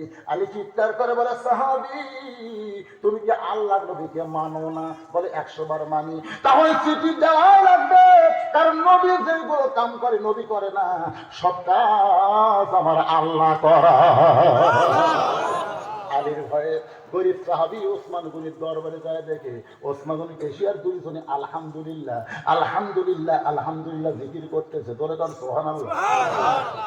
গরিব সাহাবী মনে মনে চিন্তা করে, কিছুক্ষণ আগে কি দেখলাম, এখন 2 জনের মধ্যে জিকির দেখতেছি। এবার গরিব সাহাবী সালাম দেয়, ওসমান গনিকে চিঠিখানা দেয়। ওসমান গনির চিঠি দেখে একটা চুমো খায়। চুমো খাওয়ার পরে বলে, ভাইজান, এই চিঠি কে পাঠাইছে? গরিব সাহাবী বলে, দেখেন চিঠির নিচে আল্লাহর নবী এই চিঠি পাঠাইছে।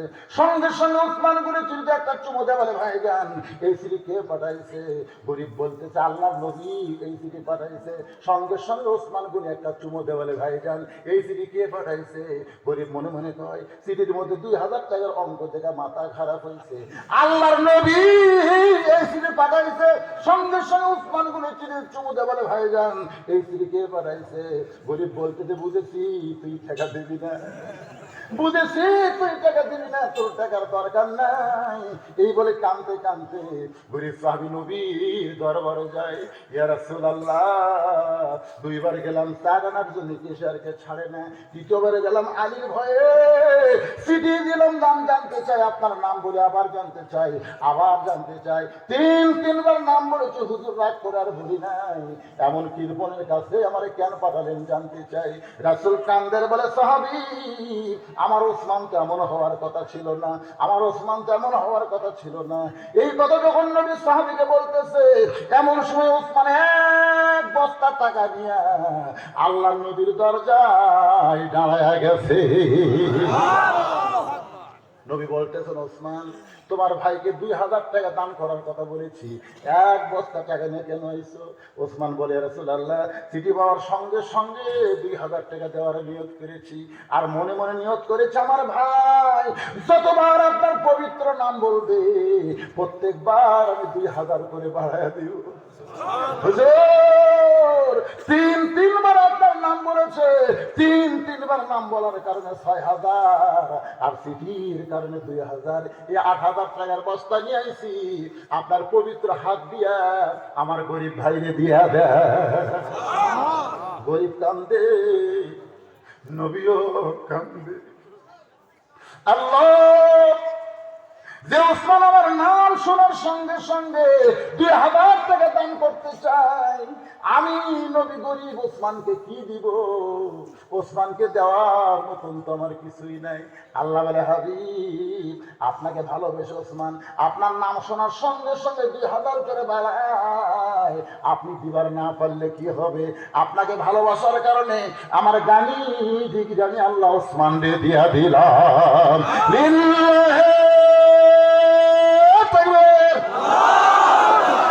নবীর মাদ্রাসাকে যারা ভালোবাসে, এখানে হাজার হাজার আল্লাহর বান্দা আছেন, কারা কারা মাদ্রাসা ভালোবাসেন আল্লাহকে একটু হাত দেখান। যারা মাদ্রাসা ভালোবাসেন, এই মাদ্রাসার 70,000 হাত তোলেন না, টান টান করে তোলেন। লিল্লাহি তাকবীর, হাত নামান, হাত নামান। কারা কারা মাদ্রাসা ভালোবাসেন না তারা হাত তোলেন তো দেখি। এখন আমি মাদ্রাসার জন্য কিছু টাকা আদায় করব। এই টাকা আদায়ের সময় যারাই উঠবি এতগুলো মানুষের মধ্যে যারাই উঠবে বুঝবেন এই মাদ্রাসার শত্রু। আজকে চাক্ষুষ দেখা যান, কে উঠবে, এটা কে উঠল? এইরকম চেহারার মানুষ মাদ্রাসার শত্রু। ওনার বসান বারে বুঝতে পারিনি। আপনারা কি আমার কথা বুঝেছেন? ওসমান গনি নবীর নাম সঙ্গে 2000, সেই নবীর একটি মাদ্রাসায় ওসমান গনির সঙ্গে জান্নাতে যাওয়ার জন্য 2000 টাকা দিবেন কে? আমি দোয়া করে দিব আপনাকে যেন ওসমান গনির সঙ্গে আল্লাহ জান্নাত দেয়, মাত্র 2000 টাকা। হ্যাঁ,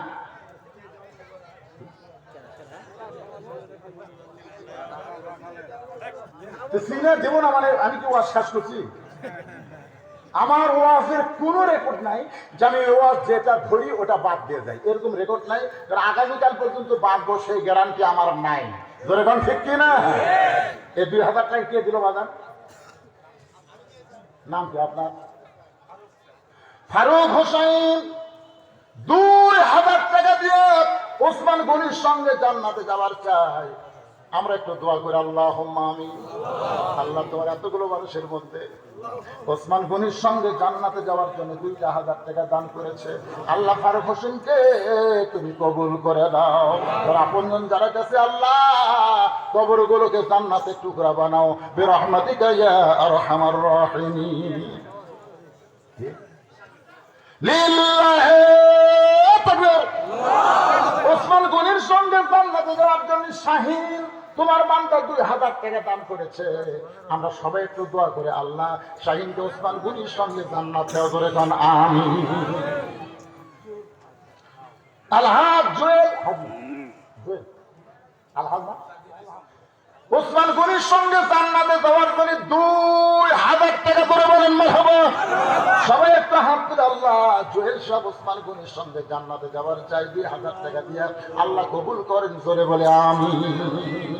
এতগুলো মানুষের মধ্যে 10 জন মানুষ চাই ওসমান গনির সঙ্গে জান্নাতে যাবে। 3 জন হয়ে গেছে, 4 জন কে আছে? আপনাদের বলছি উঠবেন না, উঠলেই মাদ্রাসার দুশ্মন। মাদ্রাসা ভাঙ্গা দিয়ে দাম তাই যারা উঠছেন ওর হাতে একটা কোদাল দেন, মাদ্রাসা ভাঙ্গা দিয়ে চলে যায় না। ঘড়ি ধরে আপনারা ইয়ার কি করতেছেন? আমি একটা পেশারে রুগী, আমি 2.25 ঘন্টা ওয়াজ করছি, একটা না 2.25 ঘন্টা ওয়াজ করার পরে 5টা মিনিট যদি মাদ্রাসার জন্য আমি চাই, আমি কি খুব অপরাধ করছি? এখন খুব অপরাধ করছে তো উঠে মানতে পারে বগুড়ার ভাষা। এইবার যারা উঠবে, আল্লাহ তোমার কোরআন আছে, যারা নাম পেয়ারা লাইছি ধরে মরে আল্লাহ, এইবার যারা উঠবি দাওয়ান নিয়ে আশ্চর্য ধরনের কথা। এতগুলো মানুষ বসে আছে আর আপনি মাথা উঠে আমার আগে দ্বিতীয় বক্তা যদি আদায় করতো, আমার ঠেকাও পড়ে না আদায় করা, ধরে কাটছে এমন এক বক্তার দাওয়াত দিতে গেলে ওয়াজ করে আদায় করে না। এখন এই চাপ পড়ছে আমার উপর। আচ্ছা শুনেছি 15 লাখ টাকা লাগে, 15 লাখ টাকা মাদ্রাসার কাম হলো, 15 লাখের দরকার হচ্ছে 1 লাখ টাকা আপনারা দেন। এতগুলো মানুষ 1 লাখ টাকা দিয়ে পারবেন না? আপনি কিছু দেন কত? এখন কি চাই? ঠকি না দিতে আল্লাহ ভালো লাগে।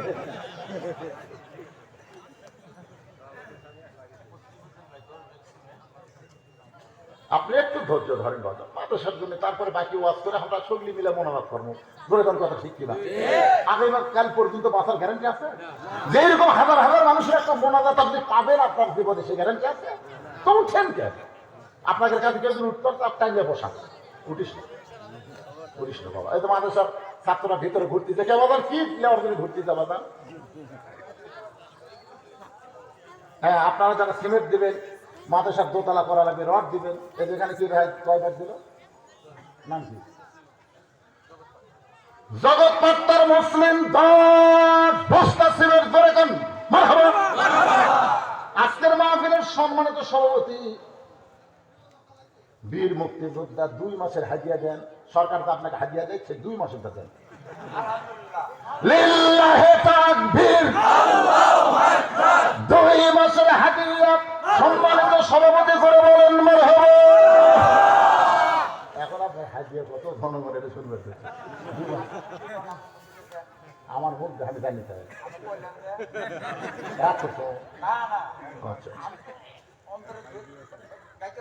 মাশাআল্লাহ।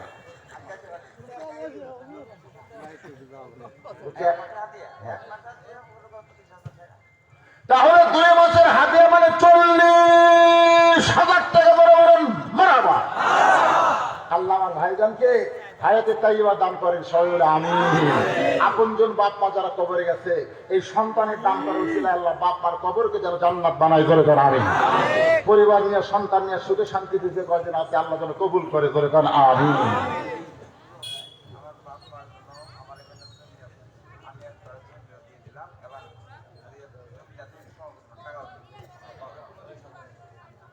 কত দাম হবে? আমি আল্লাহুম্মা আমিন। আমি কার কাছে কি চাইছি রে? আল্লাহর যা চাইছি তার চাইতে 10 গুণ বেশি তোমার বান্দা বাপমার জন্য করছে দান। আল্লাহ দানকে কবুল করে নিয়া বাপমার কবরটাকে জান্নাতের টুকরা বানায়া দেয়। আজকে যেমন সম্মান দিয়া কোরআনের মাহফিলের সভাপতি বানাইছে, এদেশের জন্য যুদ্ধ করে মুক্তিযোদ্ধা হয়েছেন হাসরের ময়দানে, এমন সম্মান দিয়া তার জান্নাতে কবুল করে বিরহমাতিকা ইয়া আরহামার রাহিমিন। ওসমান গনির সঙ্গে জান্নাতে যাওয়ার জন্য লগত 10 জন চাইতে 3 জন পাওয়া গেছে। আর লোক নাই, 2,000 টাকা দেওয়ার লোক আপনাকে নাই। সব কি লোক বাহির থেকে ওয়াজ দেখতে পাচ্ছেন নাকি? বারে এলাকার লোক নাই, হাজরাবাড়ির লোক নাই। হাজরাবাড়ির ব্যবসায়ী যারা, তারা কি ওয়াজ শুনতে আসেন নাই? খুব লম্বা টাইম আমি আদায় করবো না, কারণ অনেক রাত হয়ে গেছে। যারা কানা কানা বলতেছো, এই মহামানবকে তুমি চিনো? এই মানুষটা হলো আল্লাহর নবীর ডবল। নাম কি? রাখাল কান্দে, চিল্লায় বলে, এই জন্যই বারান্দায় নামাজ পড়ি, এই জন্যই বারান্দায় নামাজ পড়ি, আমি ভিতরে ঢোকার সাহস পাই না। ভিতরে নবীর দামি দামি সাহাবী, আমি একজন রাখাল, ভিতরে কেমনে দাঁড়ায়? আমি জীবনেও ভিতরে আসার সাহস করি নাই। কিন্তু ওই পথিক আমার ফরকের দিকে আঙ্গুল দেখায় বলে, ওই পথিক আমার সর্বনাশ করছে। ওই পথিক আমার কইছে, যদি হযরত ওমরকে দেখতে চাও তাহলে সামনে কাতারে দাঁড়াইলে মেহরাবে যিনি নিয়ামতি করবে তিনি হলেন হযরত ওমর। আমার সারা জীবনের সাধনা শুধু হযরত ওমরকে আমি এক নজর দেখতে চাই, শুধু ওমরকে দেখার জন্য সামনে কাতারে। কিন্তু ওমরের জায়গায় যদি পথিককে আমি দেখতে পাই, এখন তোমরাই বলো, আমার লোকমা দেওয়া ছাড়া তো উপায় নাই। আমি আল্লাহু আকবার লোকমা দিয়া ওই পথিককে ওখান থেকে সরাই দিব, ওই জায়গায় হযরত ওমরকে আমি এক নজর দেখতে চাই।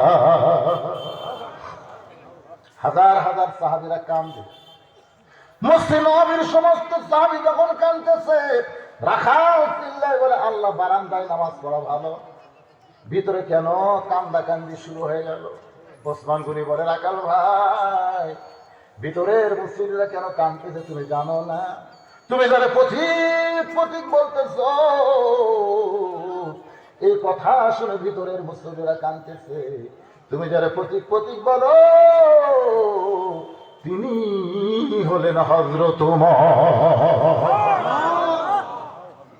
গাছের গোড়া কাটলে গাছটা যেমন ঠাস করে পড়ে যায়, গাছের গোড়া কাটলে গাছটা যেমন ঠাস করে পড়ে যায়, তেমনি রাখাল পড়ে গেলেন মেহরাবের ভিতরে কাটা মুরগির মতন ছটফট করতে। ইয়া আমিরুল মুমিনিন, আমি আপনাকে তওবা পড়াইছি, আমি আপনাকে মুনাফিক কইছি, আমি আপনাকে ভণ্ড কইছি, এত কথা বলেছি গো আমি, আপনি অথম রাখালকে কিছুই বলেন নাই। সঙ্গে সঙ্গে হযরত ওমর ওই পড়ে যাওয়া রাখালকে এক টানে বুকের মধ্যে নেয়, ওই পড়ে যাওয়া রাখালকে এক টানে বুকের মধ্যে নিয়ে রাখালের কপালে একটা চুমু খায়। সাহাবীরা বলতেছে, আমিরুল মুমিনিন, রাখাল কি বলতেছে? আপনাকে তওবা পড়াইছে, আপনারে মুনাফিক কইছে, আপনার ভণ্ড কইছে, এরপরও আপনি রাখালকে বুকের মধ্যে নিয়ে কপালে কেন চুমু দেন? ওমর কান্দের বলে, রাখাল, তোমার এত কথা হজম করার পিছনে আমার কারণ হলো, আমি তোমাকে দেখি নাই, তোমাকে দেখি নাই, তোমার ভিতরে বাস্তব আল্লাহর কোরআনকে দেখতে পাই। এই কোরআন শুধু শোনার জন্য আসে নাই যে সারা জীবন শুধু কোরআন শুনে যাবেন, বরং কোরআনকে বাস্তব আমাদের দেখতে হলে এই কোরআনকে গ্রহণ করতে হবে। যেদিন বাংলার মুসলমান কোরআনকে গ্রহণ করবে, সেদিন হাফেজি মাদ্রাসাতে সংসদ থেকে তাদের বেতন হবে। ধরে কোন কথা ঠিক কিনা? আজকে মিথ্যা শিক্ষা দিয়া আইরে আইন দিয়ে নায়ে ভরা দিয়ে না লেগেল বোয়াল মাছে তাই না দেখা ভোদর নাচে। এই কবিতাতে কেউ বাদী না হলে আওয়ামী লীগ হওয়া দরকার। দেখছেন নৌকা দিয়ে কি একটা বাজে মন্তব্য, আইরে আইন দিয়ে নায়ে ভরা দিয়ে না লেগেল বোয়াল মাছে। বোয়াল মাছে যদি নৌকা নিয়ে যায় তাহলে ডাঙা বিক্রি দিয়ে। ধরে কোন কথা ঠিক কিনা? একটা নৌকা, এই নৌকা কিন্তু আওয়ামী লীগের প্রতীক শুধু না, সর্বপ্রথম পৃথিবীতে আল্লাহর হুকুমে নবী নূহ যে যানবাহন তৈরি করেছে তার নাম কি? কথা হয় না, তার নাম কি? আর সেই নৌকা দিয়ে কি কি ভণ্ডামি! এটা একটা শিক্ষা হলো। আকদম বাকদম ঘোরাদম সাদে ঢাকে ঢোলক ঝাঁঝর বাজে, বাঁচতে বাঁচতে চললো ঢুলি, ঢুলি গেল কমলা ফুলি, কমলা ফুলির টিয়াটা সূর্য মামার বিয়াটা। হায় রে, এই মিথ্যা শিক্ষা দিয়া মাস গেলে 40,000 টাকা বেতন দেয়। আর জালিকাল কিতাব ওয়া লা রাইবা ফীহি কোরআন শিক্ষা দেয়। যেদিন কোরআনকে বাংলার মুসলমান গ্রহণ করবে, সেদিন দরকার হলে প্রাইমারি ভাঙ্গা হবে, কোরআনের মাদ্রাসা চালু থাকবে। ধরে কর কথা ঠিক। আপনারা বলবেন হুজুর ভাঙ্গার কথা বলেন কেন? ভাঙ্গার কথা এটা অন্তর থেকে, প্রাইমারিকেই হয়তো মাদ্রাসা রূপান্তরিত করা হবে। ধরে কর কথা ঠিক। আমার এলাকার ভাইসটা পেশাব দিয়ে 40 লিখছে, পেশাব দিয়ে কি দিয়া পেশাব দিয়ে 40 লেখা বোঝেন আপনারা বুঝতে কি কিয়ামত কিয়ামত এরকম যন্ত্র ধরে স্বচ্ছ করে পেশাব করতেছে, ওটা ঘুরে যাচ্ছে, আগে লিখতে চায়, পরে দিকে শুনবে। আমি যেই বলছি এই মারছে দৌড়, আমি দৌড়ে দৌড়ে ধরলাম, এই কি করলি? আমার এখানে চাচাকে পেশাব কম, এগুলো 40 লিখছি, যেদিন পেশাব বেশি হবে সেদিন 100 লেখি। আমি বললাম পেশাব দিয়ে লেখার চর্চা করতেছি, কোথায় পড়িস? তাই প্রাইমারিতে পড়ি। কোন ক্লাসে? ক্লাস 2 এ। কিভাবে পেশাব করা লাগে তোর শিক্ষক তোর শিখাইবি? কিভাবে পেশাব করা লাগে তোর শিক্ষক তোর শিখাই নাই। ও তখন চাচা দেখি কন, একদিন প্রাইমারি পেশাব করে দেখি আমার সারি খাড়া হয় পেশাব করে, আর সারি খাড়া হয় মারে 40 কি তো পেশাব কেমনে করা লাগে? এ মাদ্রাসার আপনার ছেলেকে ভর্তি করে দেন, আগে ওকে পেশাব করা পায়খানা করা শিখাবে, ধরে করতে পারি। কি শিক্ষা যেটা ধরতে গেলে নিজের শরীর পবিত্র রাখতে হয়, সেই শিক্ষা চলতেছে এই কোরআনের মাদ্রাসায়। সেই শিক্ষা আমাদের চালু রাখার দরকার আছে না? দরকার হলে আমাদের সব কিছু আল্লাহর কোরআনের জন্য দিয়ে দিব, কিন্তু কোরআনের শিক্ষা বাংলাদেশে বন্ধ হতে দেওয়া যাবে না। আপনারা সবাই কম বেশি দিয়েছেন, দেন নাই ভাই? যাদের দেবার মতন শক্তি আছে মাদ্রাসা করা হবে, প্রাইমারি 3 তলা 4 তলা হচ্ছে, কোনো টেনশন নেই। সরকারের লোকেরা দেখা যায় এখানে 2 তলা লাগবে, এখানে 3 তলা লাগবে। আহারে, আমি বাংলার জনগণকে বলবো, শুধু কোরআনে ওয়াজ শুনলে হবে না, কোরআনকে গ্রহণ করতে হবে। ওমর ফারুক কিন্তু রাখালকে দেখে নাই, রাখালের ভিতরে আল্লাহর কোরআন দেখতে গিয়া এত কিছু হজম করেছে। আজকে যারা কোরআনের মাহফিলে বসলাম, আপনারা সকলে কোরআন দেখেন। এই কোরআন সম্পর্কে আল্লাহ বলেছেন, যতই গণেশের মসজিদে কোরআনের পা রাখা হোক, পায়ে কোরআন রাখা হোক না কেন, এই কোরআনের কোনো ক্ষতি করা যাবে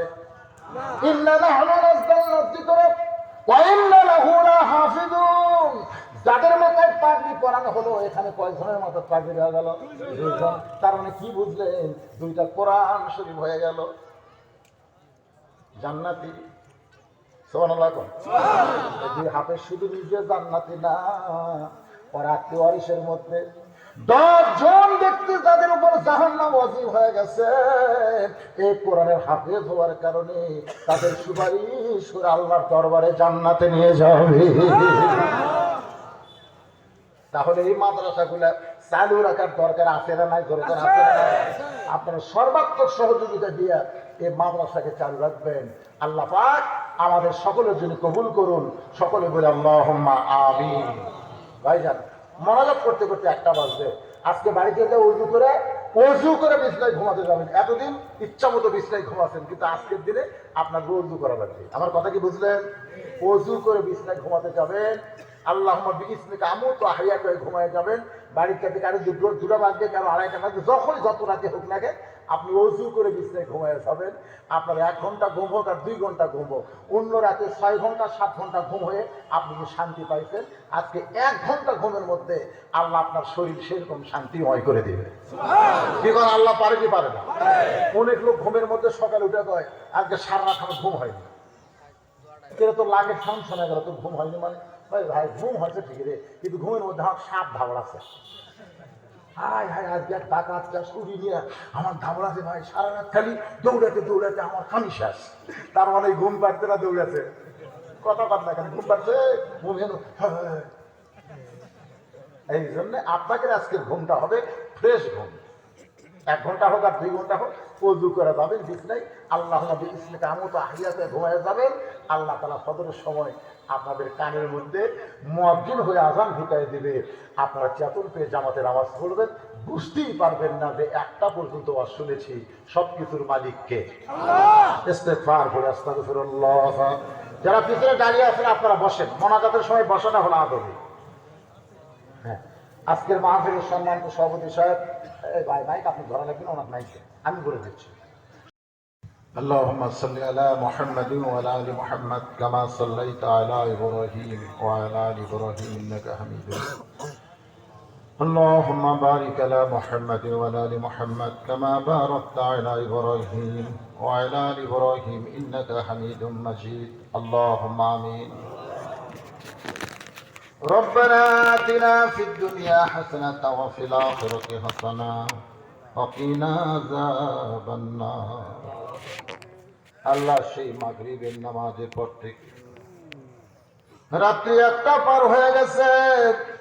এই দীর্ঘ সময় তোমার পাগল বান্দা বান্দিরা আরামের বাড়ি আরামের ঘুমকে বাদ দিয়া কোরআন হাদিসের মহব্বত কলিজার মধ্যে নিয়ে এই জান্নাতের বাগানে বসে বসে কোরআন হাদিস আলোচনা শোনার শেষে আমি গুনাহগারের সঙ্গে রহমতের দরজায় ফকির হয়ে দোকানা হাত তুলেছি। মেহেরবানি করে আজকের মাহফিল আমাদের সকলের হেদায়েতের জন্য, নাজাতের জন্য, জান্নাতের জন্য কবুল করো। শুরু থেকে শেষ পর্যন্ত যত আলোচনা হয়েছে ত্রুটি বিচ্যুতি মাফ করে যা হাদিয়া মঞ্জুর করো। সোনার মদিনা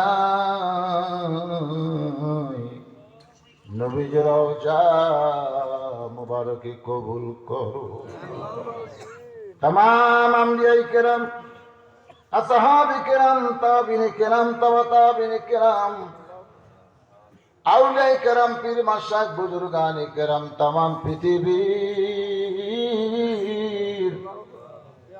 মাটির নিচে যত মুমিন মুমিনা শুয়ে আছে আল্লাহ সকলের ওয়াফরে হাদিয়া কবুল করো। আল্লাহ তাআলা মাদ্রাসার মুহতামিম যাদের নাম ধরে বললেন দোয়ার জন্য, আল্লাহ গো তাদের সবার হাতে দোয়া কবুল করো। জায়গা জমি দিয়ে মাদ্রাসা বানায় যারা কবরে গেছে কবরকে জান্নাতের টুকরা বানাই। আল্লাহ তাআলা আমরা যারা হাত তুলেছি আমাদের জনম দুঃখনী মা, ছোট্ট একটা শব্দ হলো মা, এই নামের মধ্যে কি মধু, যাদের মা নাই তারাই বুঝতেছে। আমি বহুদিন আমার বউকে বলেছিলাম ওয়াজ করে বাড়ি আসবে তুমি চেতন থেকো, কিন্তু কোনোদিন দেখলাম না আমার যাবার অপেক্ষায় আমার বউটা চেতন আছে। আমার মা যে ঘরে ঘুমায় ওই ঘরের জানলার পাশটা যখন হেঁটে যায় মা আমার জুতার শব্দ শুনে বলে বাজার আমি ঘুমাই নাই। মা যখন দরজা খুলে দেয় মায়ের পা ধরে বললাম মা কোনদিন তোমারে ডাক দেওয়া লাগে না, তুমি কেমনে বুঝতে পারো তোমার সন্তান এসেছে? মা বলে পাগল ছেলে ওয়াজ করে বাড়ি আসবি এইটা জানার পরে কারো মা ঘুমায় না। এই দরদের মা আজকে যাদের কবরের ঘরে ঘুমাইছে আল্লাহ মায়ের কবরকে জান্নাতের টুকরা কবুল করে না। আল্লাহ আমরা যারা বাবা হারাইতি আমি সহ আমরা যারা বাবাকে হারাইছি বাবার মতো আপন বন্ধু নাই রে দুনিয়ায়। নিজে না খাইয়া বাবা, নিজে না খাইয়া বাবা সন্তানকে খাওয়ায়, বাবার মতন আপন বন্ধু নাই রে দুনিয়ায়। আল্লাহ বাবার কবর জান্নাতের টুকরা বানাও। আল্লাহ তাআলা এই মাদ্রাসায় নগদে বাকিতে যারা দান করেছে আরো যারা দান করবে আল্লাহ সকলের দানগুলোকে জান্নাতের বিনিময় হিসাবে কবুল করো। আজকের মাহফিলের সম্মানিত সভাপতি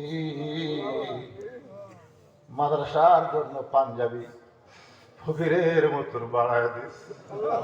আল্লাহ গো এই মাদ্রাসার ওসিলায় আজকের মাহফিলের সভাপতি সম্মান দিয়েছো, আখিরাতের আদালত এমন সম্মান দিয়া আমার মুক্তিযোদ্ধা ভাইরে জান্নাতি কবুল করিও। আল্লাহ মাদ্রাসার ম্যানেজিং কমিটির সভাপতি, মাদ্রাসার সহসভাপতি, মাদ্রাসার সেক্রেটারি, মাদ্রাসার সদস্য, দাতা সদস্য, আল্লাহ সবাইকে কবুল করো। মাদ্রাসার মুহতামিম, মাদ্রাসার উস্তাদ, মাদ্রাসার তালবে ইলম, আল্লাহ সকলকে তুমি কবুল করো। হাজরা বাড়ির উপরে রহমত আর বরকতের দরজা খুলে দাও। অত্র এলাকার সমস্ত মানুষকে এই মাদ্রাসার হিতাকাঙ্ক্ষী তুমি বানায়া দাও। মনে মালিন্য শত্রুতা দূর করে দেয়, মিলেমিশে আমরা মাদ্রাসার পক্ষে যেন কাজ করতে পারি এমন তৌফিক দিয়ে দাও। আল্লাহ গোটা বিশ্বের মুসলমানকে হেফাজত করো। আল্লাহ আমার বাংলাদেশের প্রতি রহম করো। খাস করে জামালপুর জেলার মেলান্দহের উপরে রহমত করো। মেলান্দহ উপজেলার খাস করে হাজরাবাড়ি পৌরসভা, অত্র মাদ্রাসার আশেপাশে আল্লাহ খাস রহমতের দরজা খুলে দাও। আল্লাহ যারা যে নিয়ত করে হাত তুলেছে সকল নেক নিয়ত নেক আশাকে তুমি কবুল করো। আল্লাহ অনেকে আমার কাছে দোয়া চেয়েছে, হুজুর দোয়া করবেন।